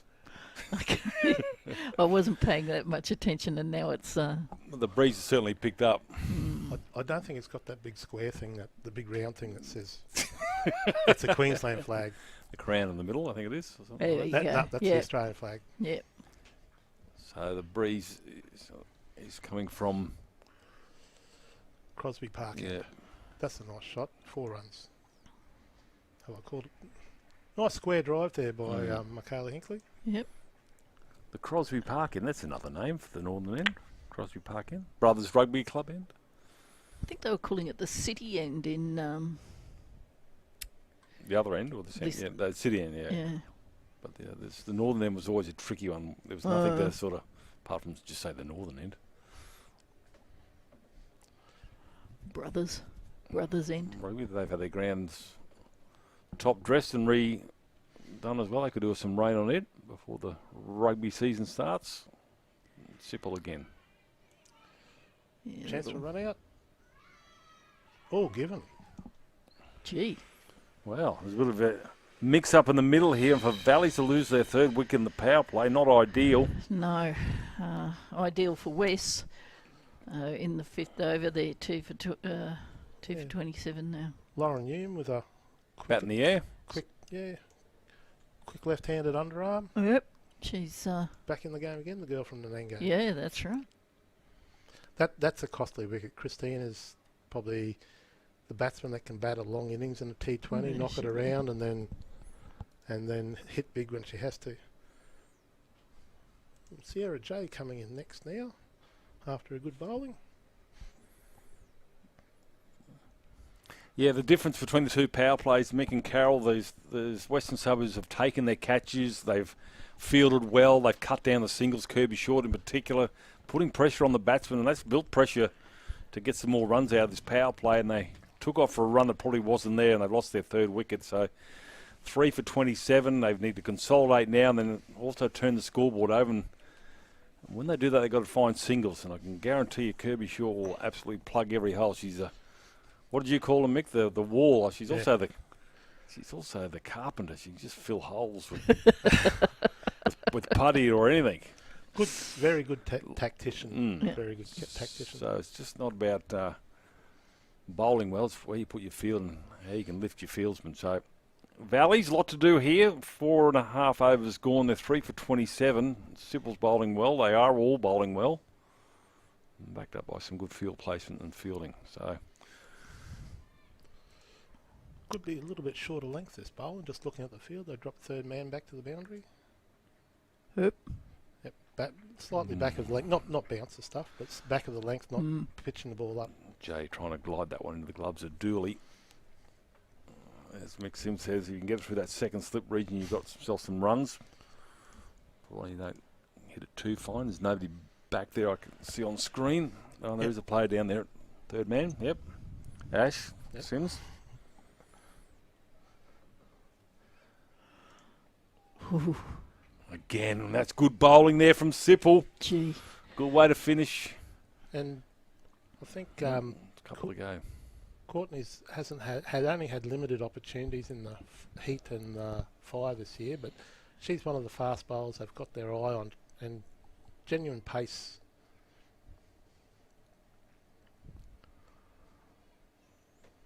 Sipple into J. Wide. It just can't be outside leg stump at all, can you? No, but in saying that, it was just trying a little bit harder. Stick with what she's doing. She's probably, Courtney's still at that time of her career where she's probably trying to bowl as fast as she can too, which is what the coaches want. That's a nice shot. Off the mark for Jay. Good fielding by Holly. So she seems to be moving quite well, Holly. So that's good. Yeah, I'd have had a bit of a dinker rub while she was in the sheds. You're going through the products now. What was one before? Tiger Balm. What about Goanna oil? They still make it? I don't know. I think so. Yes. Goanna? Yeah. Us old people use it. You use it on other people, Mick, or on yourself when you say older people? Oh. There you go. I'm giving you an out Just put a real big tin in 1970. I do live with my 91-year-old dad. Yep. How's he going, all right? Yeah, he's going all right. He's in the crowd watching his granddaughter. Brilliant. Comes to the cricket. Very good. Yeah, going all right. I'm thinking that's about it. Deep heat. I don't use the cod liver oil. I never. Did you ever get spoon-fed for being a bit cheeky? No? No, you're a really good boy, Mick. Those furlings to come back at the northern end. Full face of the bat there from Jay. You can see where Kirby rings the changes really well with the bowling lineup, and she's looking for wickets. She's bringing one of her strike back bowlers back on, and saying, okay, well, we want to take more wickets and keep you, make you come back to us and hit runs. I don't know if Captain Kirby's 300% convinced that furling's okay, but he's letting it go. Well, we'll find out tomorrow. Yes, indeed. And by the way, she charged after that ball to stop the single. I think she's 100%. Yeah, I'm just just wondering when she cools down. That could just be cussedness. The girl from Kingaroy.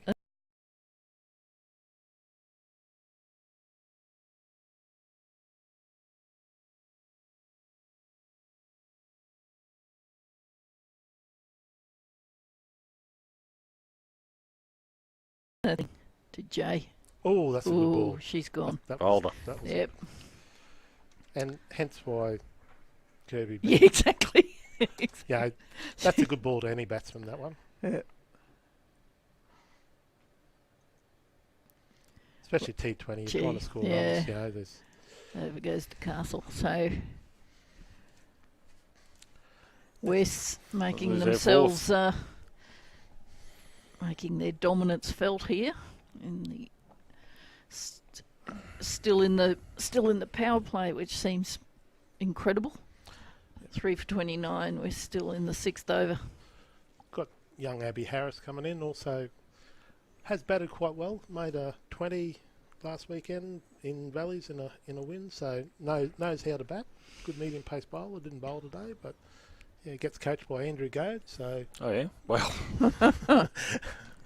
well, that's 1/10 of what he can do. Well, he has taught her how to hit sixes. Over cover point. Probably more mid-on. Well, Andrew Goad from that 170 the other day was just hitting him all parts of Yockyu over. Well, he might be the new Prince, Carol. Yep, no. Yeah, Michael Atkinson might have relinquished his title. It's different season. He's the Winter Prince. Channel 9 sports reporter. That's right. Michael Atkinson. That's well bowled. Holly Furling showing the form. Yeah, she's not mucking around today, Holly Furling.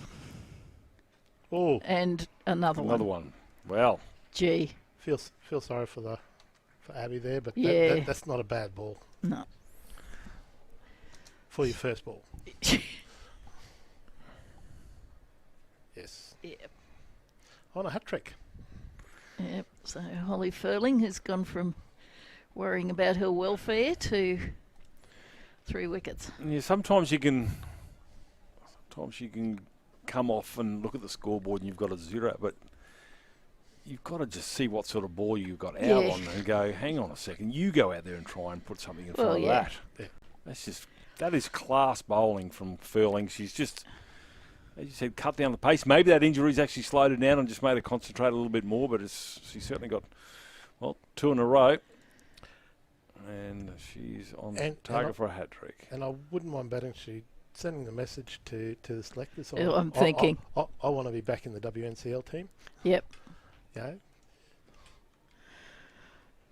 And this is Genevieve Bond coming in now to face the hat trick ball, another young Valleys girl. This is not ideal for her. So Furling with things to prove and on a hat trick and bowling well.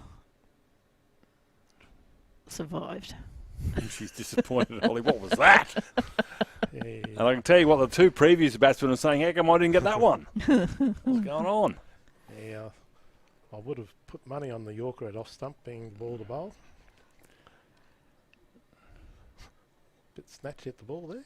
Yeah, she's not happy. Anyway, she's still got 1 ball left in this over. 3 for 3 Furling. 3 for 3, just not a lot to complain about really in the scheme of things. Holy that was his smoke. chance. That was an edge. That was... yeah, Dooley not happy with herself there, but look at this rocket. With a little bit of a help on the way. Oh, big edge. Yeah. Saved 3 runs. Is the way to That's think what of that Dooley one. was saying. Oh, saved 3. You got... Oh, I don't think JC would have been saying that. Yeah, no, I don't think that was... You could add 3 for 7. There you go. Just got the top of the webbing there. But made good ground to get across. Great over there from Holly Furling. And the firepower doesn't stop. Courtney coming on the next over, so it's going to be tough out there in the middle for the Valley's batsmen, but it's just about hanging tough, get in and wait till the field spreads a bit and hit some fours. Keep taking singles in the meantime. Now, I don't know whether, maybe deja vu. We spoke about the Sipples from their brothers played in the Youth Cup for the Bulls Masters in Mackay. Sipples everywhere. Yes, Ipswich and Mergen. Yeah. Yeah, they're in the South Burnett, that's for sure. Just trying to remember the young Sipples. Good cricketer too. Courtney's brother plays first, second grade for West, I think. Used to play Sunshine Coast. Another one gone. Little edge, and she's going to walk. Well, didn't wait for the umpire. No. And that's what you get with the younger batsmen. They hit it, they know, they walk. Oh yeah, bottom edge. Yeah, Dooley, no mistake there. Everything behind it. So, Sophie Maddox coming in. Well, Sophie thought she was going to be coming in the 18th over. Yeah, she played Queensland Schools cricket this year, Sophie. There's still a bit of batting to come. Gillian Chalmers, she's former Queensland under 18 and played for Cricket Australia under 15 years gone by. So, yeah. yeah, they just need to dig in, survive here for a little minute and get themselves set. So, Hinkley rapidly running out of friends here. Yeah, 114 required off 82 balls, but I think that's the least of their worries. But remember, it's a semi-final. Nothing today. Draw doesn't get you anything. Let's try and take guard on middle stump. Maddox. Sybil joining the party 1 for 6. Yeah, it was, you're right, Mick, about an older batsman wouldn't have walked. He stayed the ground and I didn't hear that. What are you talking about? I see the big bash batsmen and even the high level they actually try to say, no, I didn't hit it. Officer. Picked the line of that one up quite well. Yes. Sybil also with a similar action to Megan Dixon. Obviously a slightly longer run up, but still gets that right arm past the ear, gives it every opportunity for it to swing in the right arm, then goes past the left thigh. Really strong. And she went and did that opposite just then. Yeah. She didn't go down past the thigh, but yeah, strays down leg side. If you have a slow motion of her bowling action, her left arm gets up nice and high and pulls down very strongly. It's a very well balanced action.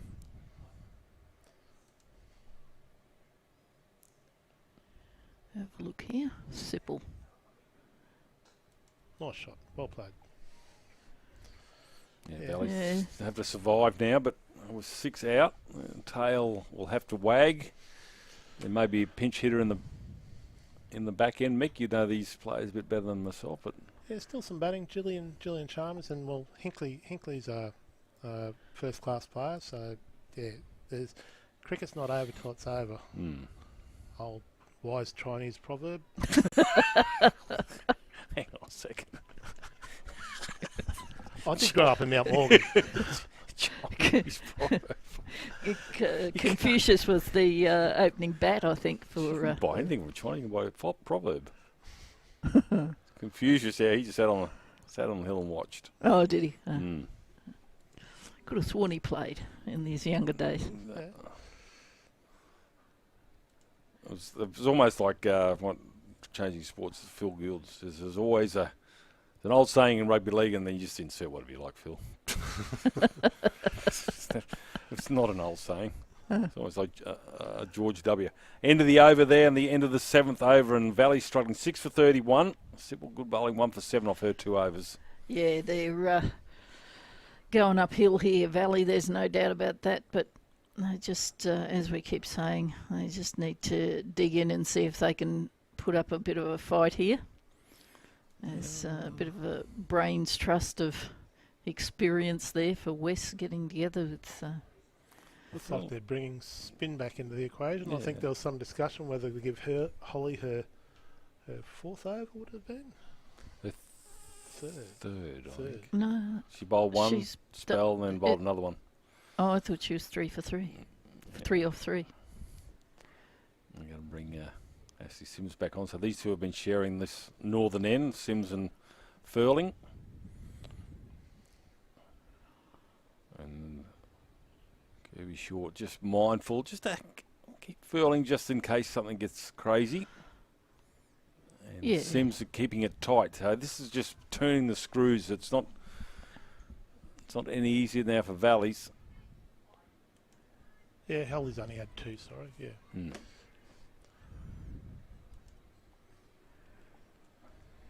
But also mindful that if you get through this game, you've got tomorrow. So you want to make sure all your bowlers are ready for the grand final without giving away a game. It's a bit short. The interesting thing is Ashley did a little bit of coaching with Sophie with the bowling with Met North training this year, so they know one another. So a little bit. Oh, that's a full toss. Should have Maddox. put that one.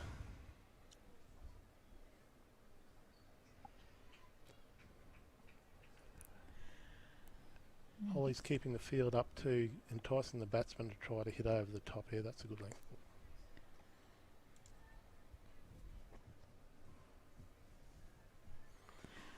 It's just gone a bit quiet here. Well, they need to just keep turning the run rate over.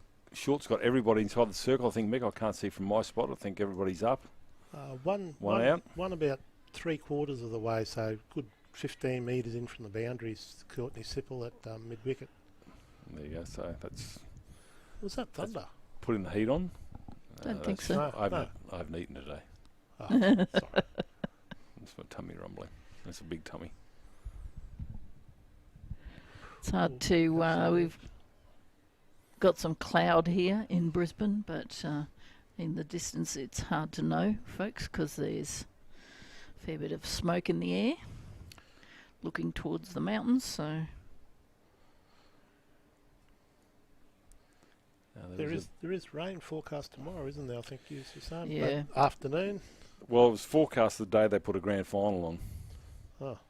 Here at Allan Border, that is just rain city.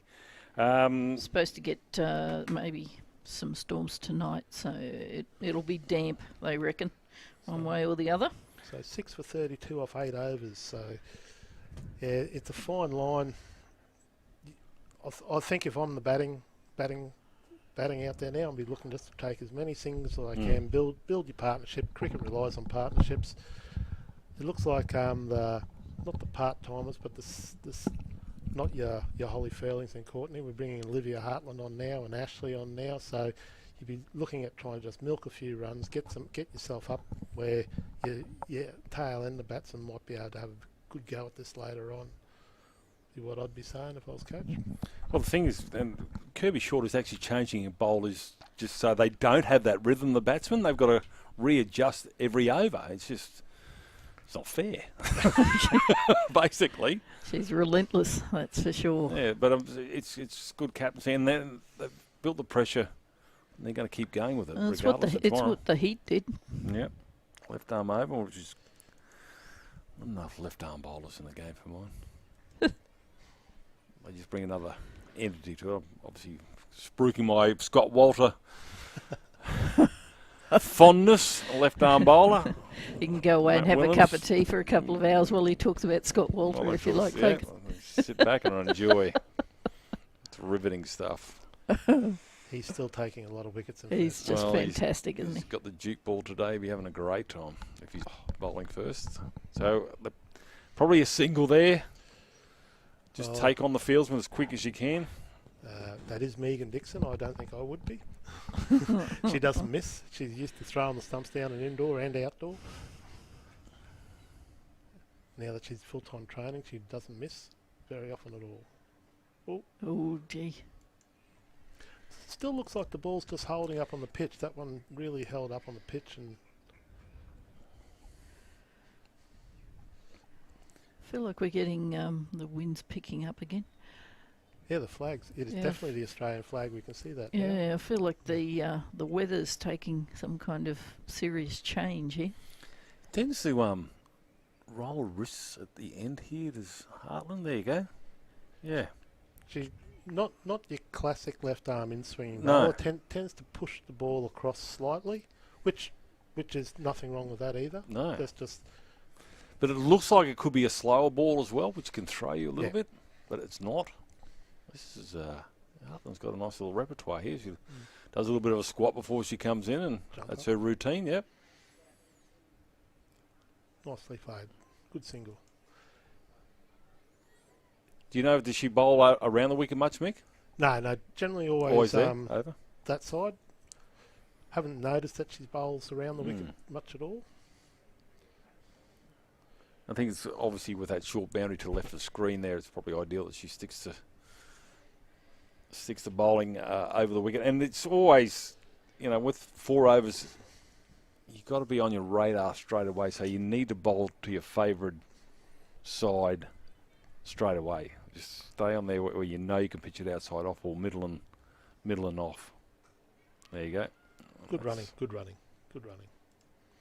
Tight single, but always a single there. And Kirby's got 4 fieldsmen in a line. They're all trying to save the single, but that was well played by Michaela Hinkley there. So Northern Suburbs are 2 for 87. Scott Walter's got 1 wicket. There you go. Happy days. Keep you updated throughout the afternoon. Scott watch. And unfortunately, as we mentioned earlier with Alex Day, the Toombul and Sunshine Coast game is not being played this weekend. It's a little bit of sad news there for the Day family, but hopefully, middle of the week he's up and about. 6 for 35, 9 overs gone here. This is the Katherine Raymont semi-final between the Western Suburbs and Valleys. West winning the toss and setting 144 for victory at the moment. The diehards are doing it tough. Furling coming back into the attack, so it's just like the Alamo. They just keep coming. Yeah. These Bulldogs. I don't think I could have played T20 cricket. I wouldn't have been able to bowl 1 over spell here and a 1 over No way. spell. I'm right with you, Mick. I don't know how they do it, No. and they do it. They do it these days. Yep. So takes me 6 balls to warm up. Well, when I played, you're allowed to bowl 10 overs, and I just bowled the 10 straight. They said, "Oh, you want to come back for 2?" I said, "Well, it'll be rubbish." Or more rubbish. Furling. Straight on the money first ball too. And look at the fielding from West. Even though they've got the foot on their throat, they're just still pouncing in the field. Yeah. Good on Michaela Hinkley. She's just staying there. Looks pretty determined. I think she's probably be looking at having big innings. She can force her way into the fire team as well. Selectors look at these games. Well, nice shot. Yeah. That's 4. Lovely shot. Yeah. Nice shot. Pull shot. That was going along the carpet at a rate. So Tammy wasn't far away from it. and she's not slow either. Former Australian hockey player, Tammy Cole. Firefighter. Probably the fittest person on the field, even with all the I fire reckon. girls. Yeah. That's saying something on a field where Kirby Short is. Yeah. She's... Fit. I know I know Holly Furling's very strong in the legs. She's does a lot of leg exercises, and it gets her to push into the crease a bit more, and then the agility up top to get the ball through. Yep. So she's working really hard on and off the field as Furling. She's at the moment got 3 for 8, halfway through a third over.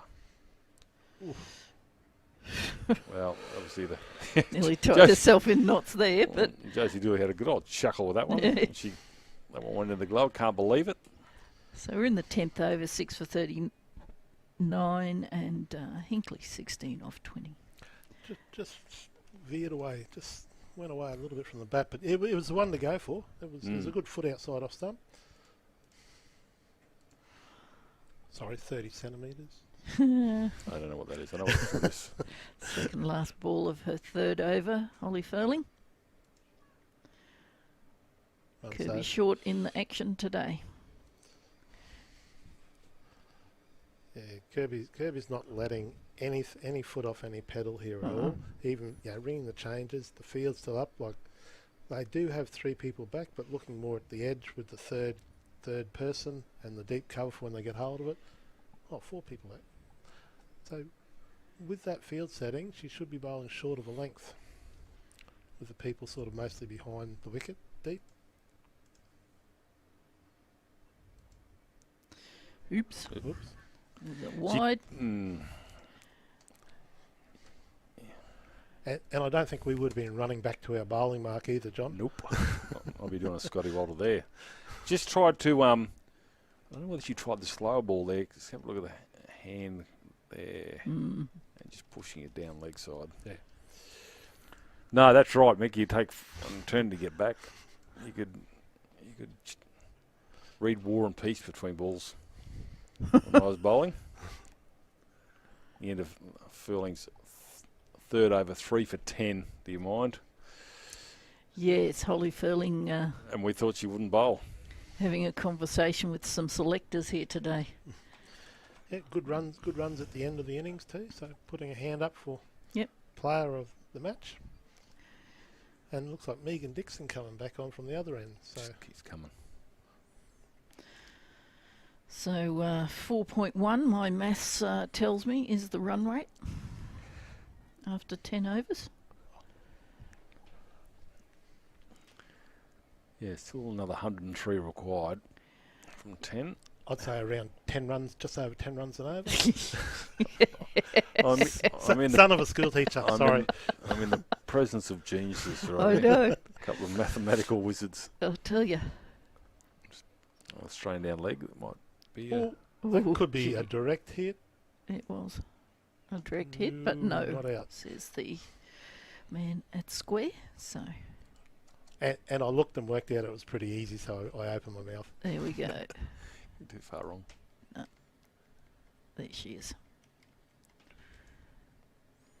Yeah. No.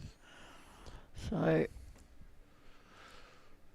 Kirby Short personally keeping her foot on the throat of Valley there with that throw. There's only one person outside the circle, and actually a couple in quite some distance, saving the singles inside the circle. Too high. Oh, open my mouth too soon. Been given LBW. Oh, gee. I thought that was a bit high from here, but we're not in the best position, of course.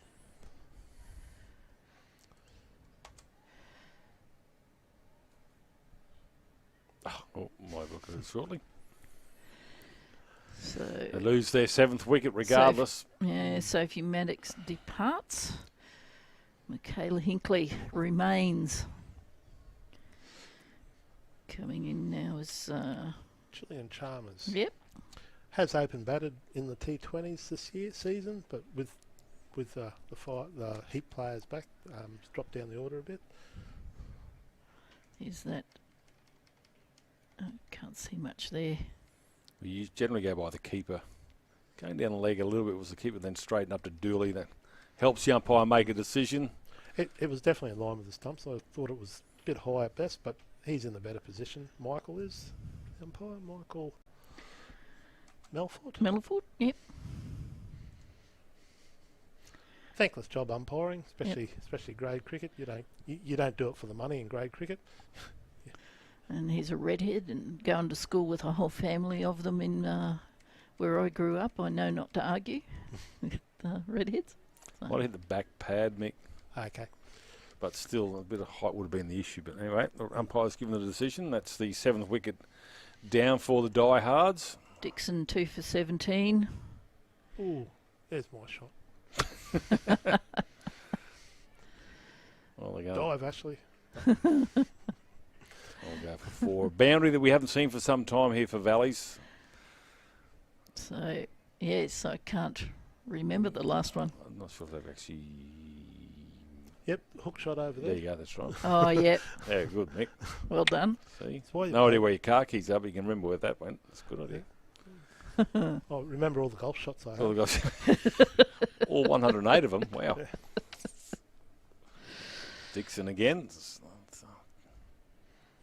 Duly keeping Chalmers in the crease. Just continuing on her excellent season into the final series here, Megan Dixon. Obviously, still with the 50 over format to finish off the summer. Yep. And the Jodie Field Shield, I think, continues at the end of January, I think, Mick? Still a few weeks away. Starts next weekend. Next weekend, is it? Yeah, which is close to the end of January. 18th. Time's flying.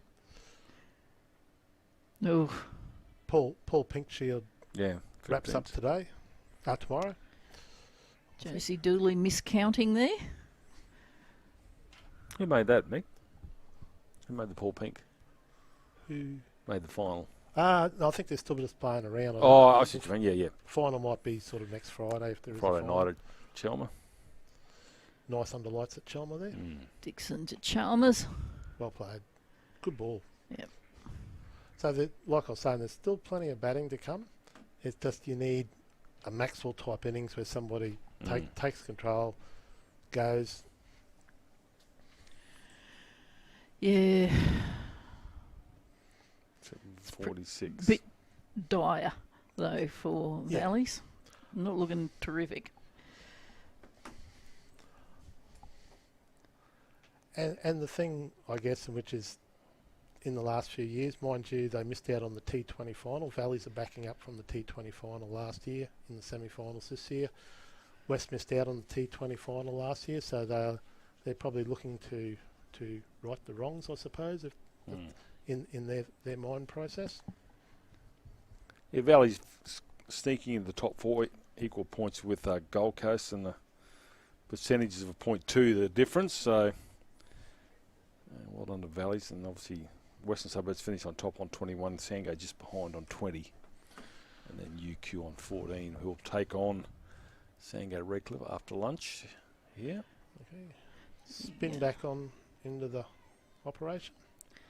Just a little bit of weather popping up down around Canungra there, so just keeping an eye on all of that. This is the kind of time of year when things appear out of nowhere. Well beautiful fielded. Stop there from Cole. Nice return. Nice shot for one run. Yeah. Yeah, when it was hit, it was going to hit the picket fence as hard as anything, that one. Nice shot. So 7:48 in the 12th. Targets 144. Yeah, so those early drop catches in West batting innings probably paid a big penalty for those. Nice shot. Megan Dixon, slide, pick up, only one. Deceptively swift across the ground, Megan Dixon. So. And you're right, I suppose, Mick, as a coach, you want your plays, even though you've got this game in the bag, keep the fielding up.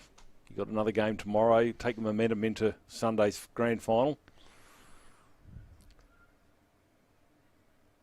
And Lauren Hume into action again with a catch.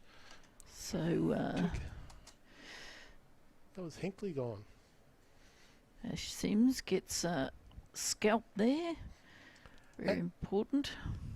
And that's just the pressure that the Wests and Kirby's been building, the bowlers have been building. You've got to go and try to hit hit the ball. And you can see Hinkley's demeanour walking off there. No, she hasn't been able to hold the fort. But this is the wicket keeper, White.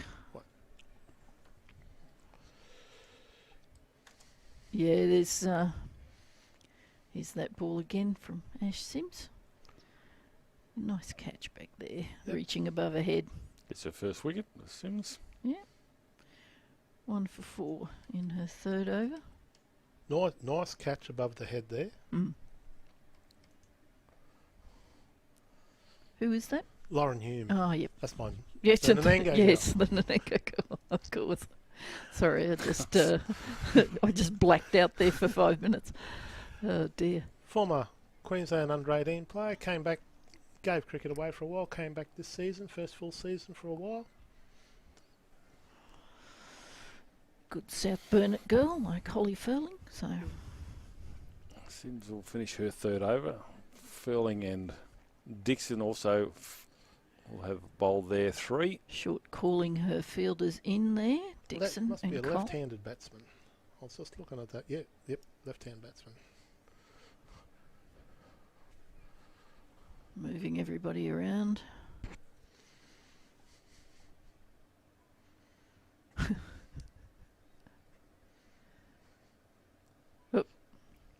Not finished yet. Yep. Doesn't matter who the batsman is. It can be Misunderstood a few. It can be Sophie Devine or it can be or White. And Kirby Short is still just changing the field to try and get this wicket. She's going to. Is that an edge? She's going to stand right there, right in the eye line of the batter.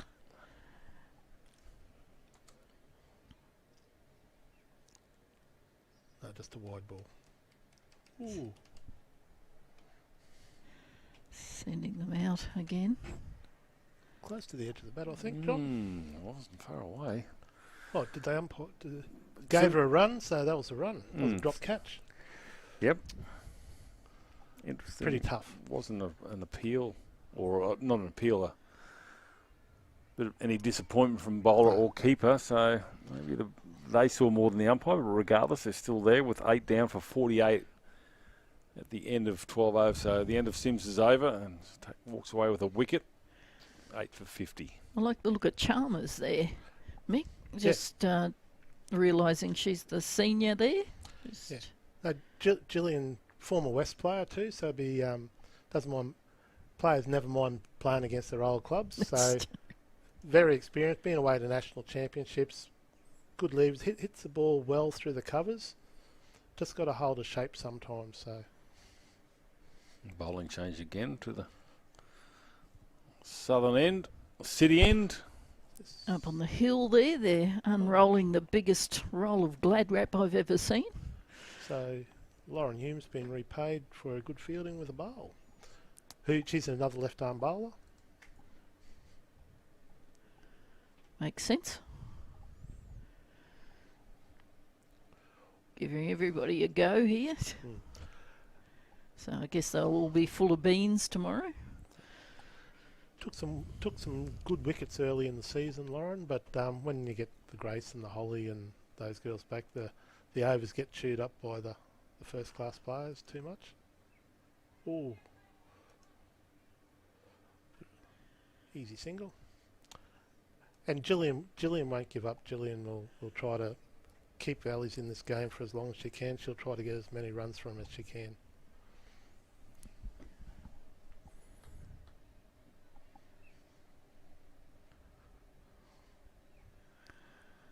It's not a trick of the camera. It is a bit less bright here.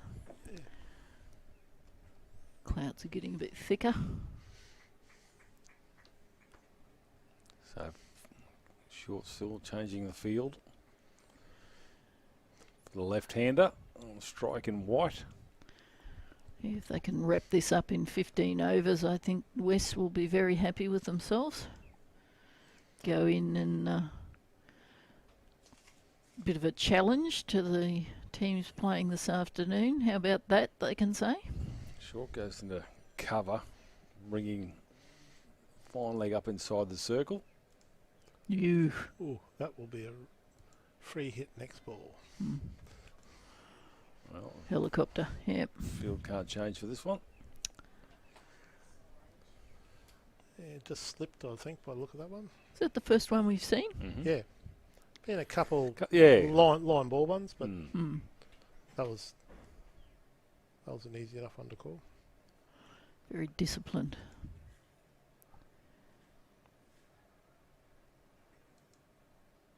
Ooh. Oh, no ball Maybe again. She'll have another crack. Now, is she... What's the ruling, Mick? Is 3 and over, you're taken out of the attack? That's if they're up around the head. Head, okay. Yeah, round the waist, like the old beamer. Yep, okay. And accidental beamers. And one of our second grade girls got taken off from bowling in one of the Jody Fields games. Yep. So the umpires... Same rule for everyone. Yep. Got to learn. So the free hit only yields, well, 3 runs in the end. Aggregate. Aggregate. An extra 2 balls.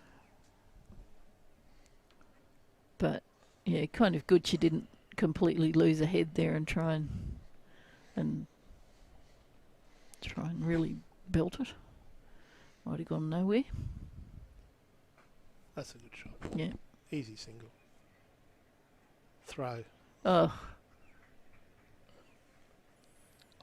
Good throw, but wouldn't have mattered with overthrows with the 90 or 89 or 43 required. If I ask you who threw that, are you going to say Lauren Hume? No, that was Olivia Hartland.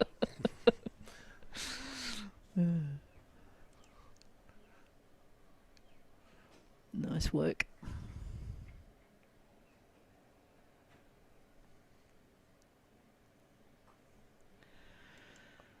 She's pulled that off stump, or that was angled Dixon. into her. Bar the trouble with the catches in the start of the game, all the ground fielding's been exceptional. Yeah, and you see that week in, week out. Oh, more so here on this great ground compared to being on some of the... Though Wynnum's looking really good and Sandgate was looking really good to me the other week too. Well, that's a nice shot, Gillian. They'll go for 4. So rare boundary for Valley. We'll take them up to 59, 8 for 59 in the 13th over. So 7. Yeah, so you're right. About 89 to get. 85 from 42 balls, according to our friends on the screen there. 2 a ball. Yeah, the Jody Fields Shield does return next Sunday. Valleys will take on Ipswich Logan at Ashgrove. Redlands will take on Sandgate Redcliffe at Peter Burge. West will take on Winner Manly at Graceville. And South Brisbane will take on Gold Coast at Fellberg. Go watch the future. And Sunny Coast will take on UQ out at Kerry Emery. Yep. Some great talent coming up in that competition. Some of it's on view here today. Got 3 or 4 players in the UQ side who've played mostly in Jody Fields this season. And Kath Raymont next weekend continues. Winner Manly Redlands will take on Ipswich Logan. UQ will take on Gold Coast. West will take on Sandgate. And Valleys will have the bye.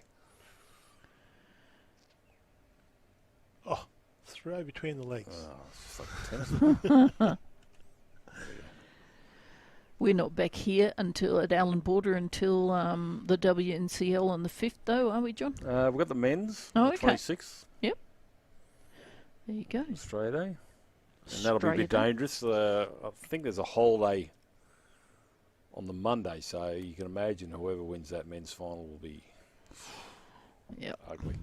Oh, is it the men's final here, is it? 26th. Oh, going to wear For T20. wear your thongs? Australia Day? Australia Day. I'll be... Culture. I'm barefoot at the moment. Jackie House singlet? The world doesn't want to see that. Looks like a shopping bag with sweet potatoes in it if I wore one of those. Ash Sims in her last over here. Oh, yep, put away. Just the one. And the limited over, the 50 over format of Raymont. Gold Coast sit on top well and truly on 27. Sandgate record of 24. UQ 18, Ipswich Logan on 15. And Winner Manly Redlands could be a chance to get in that top 4.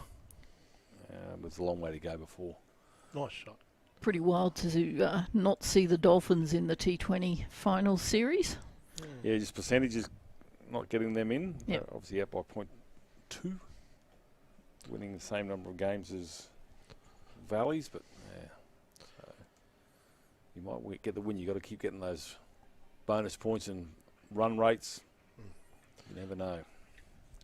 Yeah, West, I think, behind Wynnum. Yeah, when I spoke to Megan Dixon, she was just saying they just haven't got into the 50 over rhythm. Oh, is that played on? Jeez, it must have been close. They are behind. Winner Manly are on 12 and West are on 9. Valleys on 7. So it's funny how one day in T20 you've got 2 of the sides in the semi-finals. Probably not going to make the semi-finals of the one-day final. But anyway, unless they come home. They could come home with a flurry.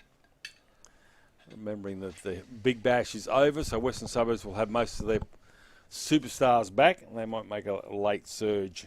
Switch Logan on 15 and West on 9. But Winner Manly got a great chance. Their coaching down there is phenomenal. Some of the greats are down there. Don't write them off yet. And I can see you put a Mossad on, have you, Mick, not to make it, and then all of a sudden. Yeah. And we've got Sipple back into the attack here, coming from the Albion Park end. Chalmers has a go at that one, but goes through to Dooley. Yeah, this season for the women's Premier Grade's been changed dramatically. We used to always have the T20 in the middle of the year. Now we had it at the start of the season. So the 50 over games are the ones where you start missing your Fire and Heat players and Renegades players and Stars players a lot more. Yeah, with the WNCL, there's still New South Wales are playing the ACT tomorrow. And then Queensland Fire have got to go to Marniku Oval to take on the Meteors on the 21st of January. So, wonder if that'll still be on in Canberra because. They had to cancel a WNBL game there because they couldn't get the smoke out of the building. So if the air's too bad there, they might have to move that one. At the moment, Western's, well, I don't know how this draw works. Queensland are in second place. They've had 4 games and 2 wins, and New South Wales have played 3 with 2 wins, and they're on third. But they're obviously putting it best on net run rate. Oh, bonus points. Queensland got 2 bonus points early. 12 and 11. I beg your pardon. Yeah, you're right. Yeah. I think you get 4 points for a win, and then you get a chance for 1 or 2 bonus points, and they got a big double bonus point win. WNCL, there's just 1 and 2 go straight through. I don't think there's any semi-finals, is there, Mick? 1 and 2, yeah. Just go straight in. Yeah. So at the moment, Queensland just got their nose in front, but those darn cockroaches. And of course, any minute now, it's going to be the T20 World Cup business going on. So games to be played here too. Yep, everywhere. There's games everywhere. Australia play the West Indies here on the 15th of February. Yep, we won't be bringing you that. Hang on, Carol. Nice shot. Oh.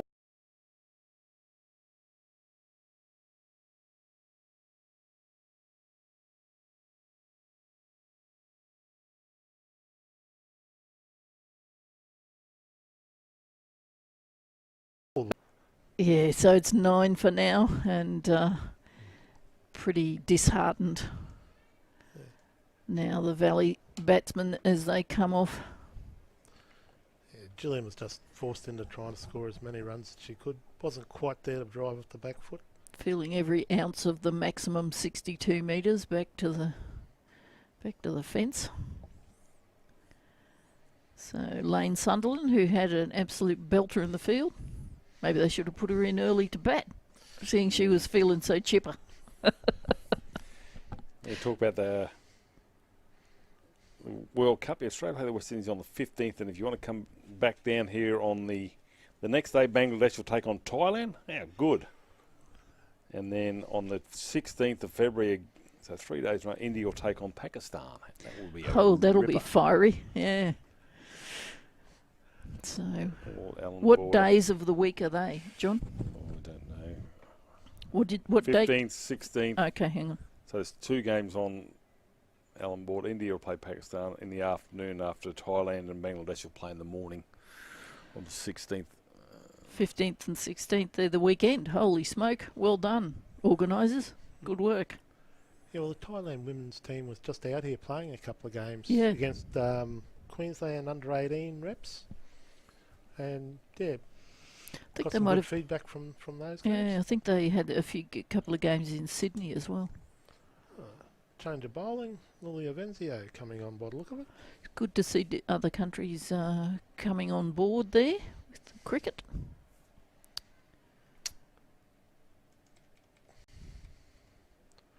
Very good in golfing, Thailand too, in the women's golf. Yep. We need to get Korea playing cricket. Oh. They can hit a golf ball. Those Korean girls. Yeah, young lady Ko is a very good golfer.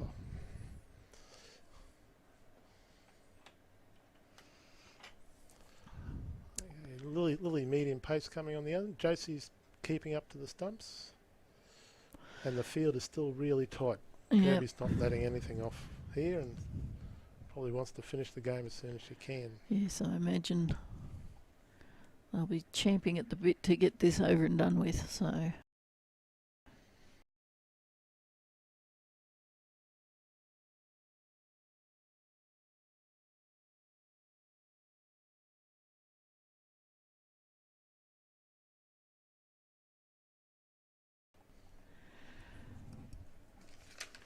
So we go into the doldrums here. Remember at 2:15 the game starts between Sandgate Redcliffe and University of Queensland. University back in the finals after a bit of a drought. They've got the other Harris, of course, Laura Harris, and Jess Jonathan amongst their side. Hayley Burkett I don't think names, so maybe that injury's got her again. Don't know. Yeah, she's had a couple of games lately, but then she didn't play last weekend, so yeah. Yeah, she had a couple of belters coming back from that injury, but maybe putting her in cotton wool. It was strange not seeing her run around for the heat after last year's heroics. Yeah, I said to them, you should make sure she's there on the day so you can rub her head or something on the semi-finals day. Holy smoke. I'll never forget that catch, I don't reckon, off of Jonathan. I'm pretty certain they had all the team here for the final. They did last year. They flew all the others that weren't playing down as well for the final last year as well. So pretty good by the club. Yep. The team. Ooh. Oh, she got that. Holy smoke. That was a nice bit of keeping. That's extraordinary. Brave. Yeah. Mad or brave. One or the other. But, yeah, Dooley got that one. Have a look at this. Oh. That's why she's got the helmet on. Wow.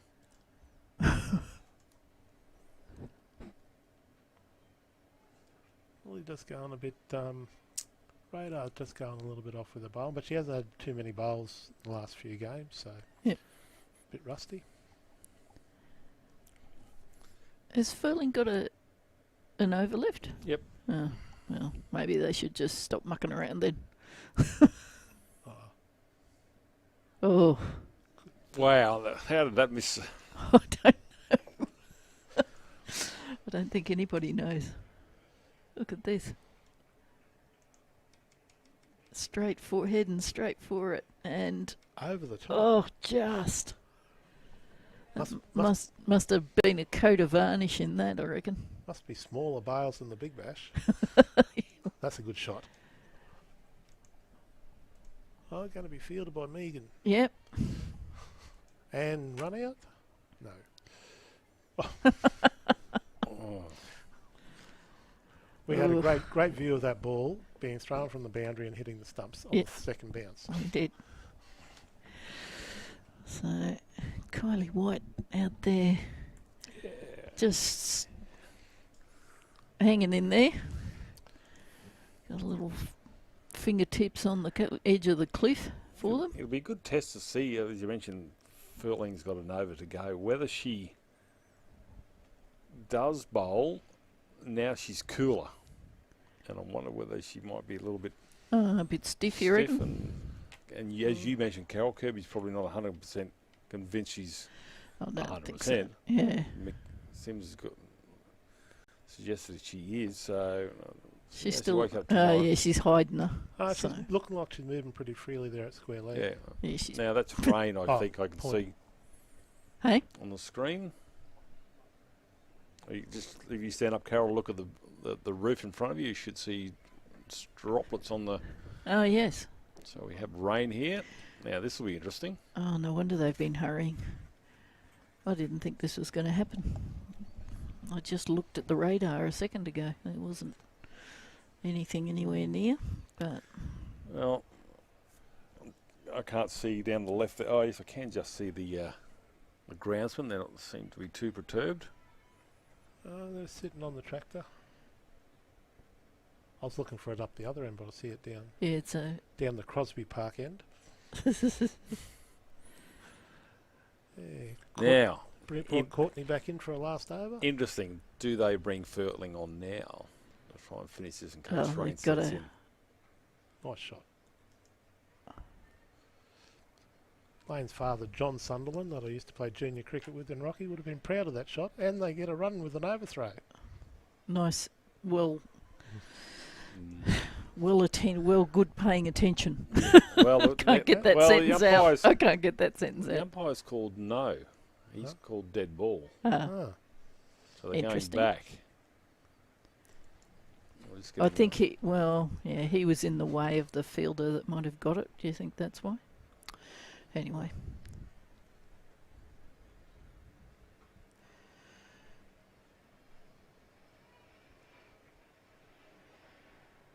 I think Wests have got it, even if they Duckworth-Lewis them.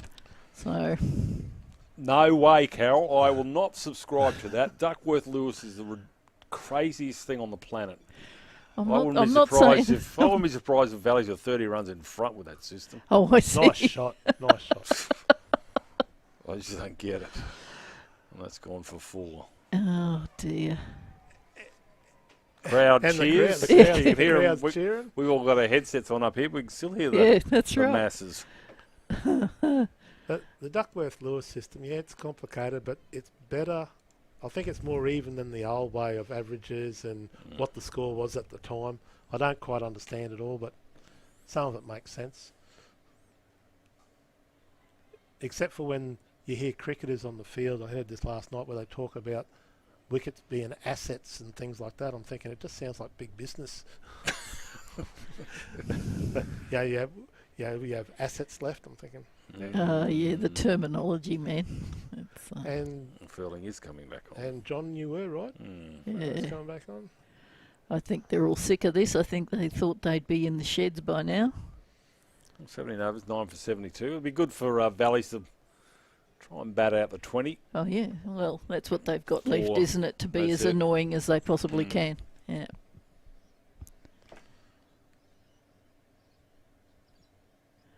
Liking White's stoicness here. See what Furling can do about that. Nothing. Nice shot. Fine square leg. And don't tempt me. 3 for 10 off her first 3 overs, Furling. Getting 2 and 1 over. 1 in her first. Yeah. Look at me, look at me. I think that rain may have gone now, is it? A little bit. Yeah, I think the umpires are just it's grounds were too worried. Oh. It's been slashed still. Misfielded backward point. Haven't seen many of those today. Not from Wests. Yeah. Oh, big. And the crowd liked the dive there. Player didn't. She's like, what did I do that for? Yoke. A few of your university shirts turning up in the crowd there too. John. Students have turned up. Students are turning up. Oops.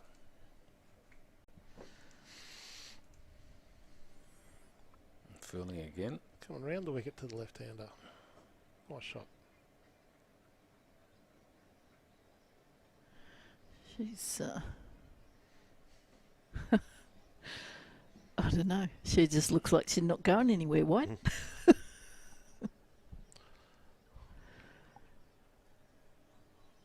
So, just a little bit of resistance here. Always like a team to bat out their overs. Yeah, even if you're not in the, even if you don't think you'll get there in the end, it shows defiance. Yeah, and there's no, I mean, blazing away makes no sense. So, ooh, just got to watch the running between wickets a bit. Yeah, ooh, just Furling can add a left ankle bruise to her tally today. I was watching last Sunday and ball came straight back and hit Jess Jonathan in the ankle, and she hopped around for a while, and all of us are thinking, you need to come off the field, you've got a World Cup coming off, but she didn't. She stayed out there, walked it off. So yeah, there's a few players that, that's a nice shot. That's a beauty. A little bit too full outside off stump and just blazed it away through point. Yeah, I think you can. I think this taking players off straight away is. You're treating them more like cattle rather than people who want to actually play the game. You're looking after your stock. Assets. Your assets, Carol. Boom. There you go. And look, and it's the same thing about resting bowlers. Players know their own bodies. They know whether they can carry on or they can't bowl. Holly Fielding knows she can bowl, even though she hurt herself batting. It's not like they don't want to play tomorrow. And they don't ask them. They just say, you're coming off. How'd you like to be Pat Cummings, IPL, 3 point something million? Yeah. And Cricket Australia might say, oh no, we want you to rest. Well, I quit. 18 overs here at a little dribs of rain here at Allan Border, which is actually kind of nice to see. 9 for 78 Valley. They're just, West have just done a number on them here. Furling finishing her for 4 overs, 3 for 16, so. Yeah, that's not too bad. Megan Dixon coming back into the bowl now. Wow. Oh, she had that one over that went on for a really long time. That's right. I was thinking surely she's bowl 4, but she had that long over in there.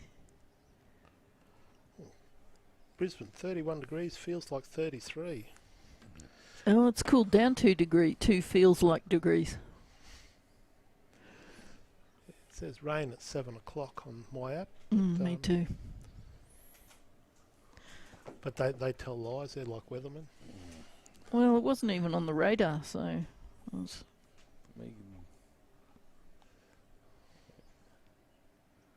still not. That's a nice shot. Well fielded. Annie Wickman. Yep. Got across, covered it nicely. Yeah, the bowling. Congratulations from Kirby there. That even though it's getting towards the end of the game, Kirby wants the standards to stay there. Well, they're going to have to tomorrow. Well, hell hath not felt the fury if you don't. Sims 4 overs 1 for 10. Sipple 4 overs 2 for 13. Megan Dixon into her 4th, and Holly Fielding 3 for 16. So Dixon here to White, and White's just like, nah. Nice, solid defensive. Bowler's asking many questions, and White's answer to them all is no. Other bowlers there. Hartlam 1 over for 3. Hume 1 over for 9. And Awizio just 1 over for 5 runs as Dixon continues from the southern end. It's the 19th over. Over the infield, short of the outfield. Cole, as ever, there to pick that one up. I think she's only moved about 10 metres from side to side all afternoon. Cole, was it afternoon? Yes. Yep. That's a good question, actually. Yes, it is. So 6 balls remaining. In Weird the when you start work at 10 o'clock. In she comes, Dixon. Good enough. From Sunderland. Great day in the field after a, great last half of their innings for Sunderland. But a day of rude dropped catches for don't want to be running. Still out. Oh, look, I can't even describe that to you. Dooley apologises. Where's Larry, Moe and Curly? That's it for West. Have finally wrapped that one up. Took well, have a look. Off the helmet into Dooley's gloves. She takes the bails and then apologises to the. Well, she could have been on the back. It was her back, straight off her back. She would have been given out for actually running in front of the throw, I thought.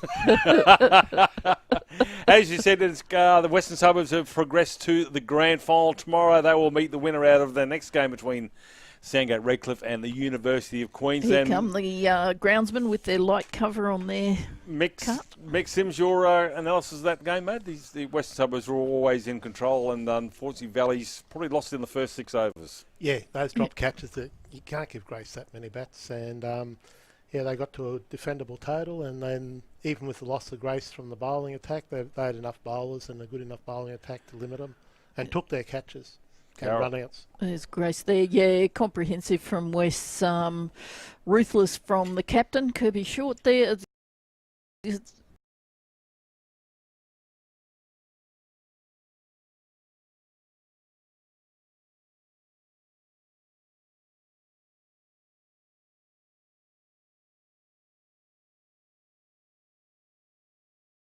All right, we'll be back with the second semi-final this afternoon from 2:10 p.m. with Michael Sims, Carol Walker, myself, John Devine.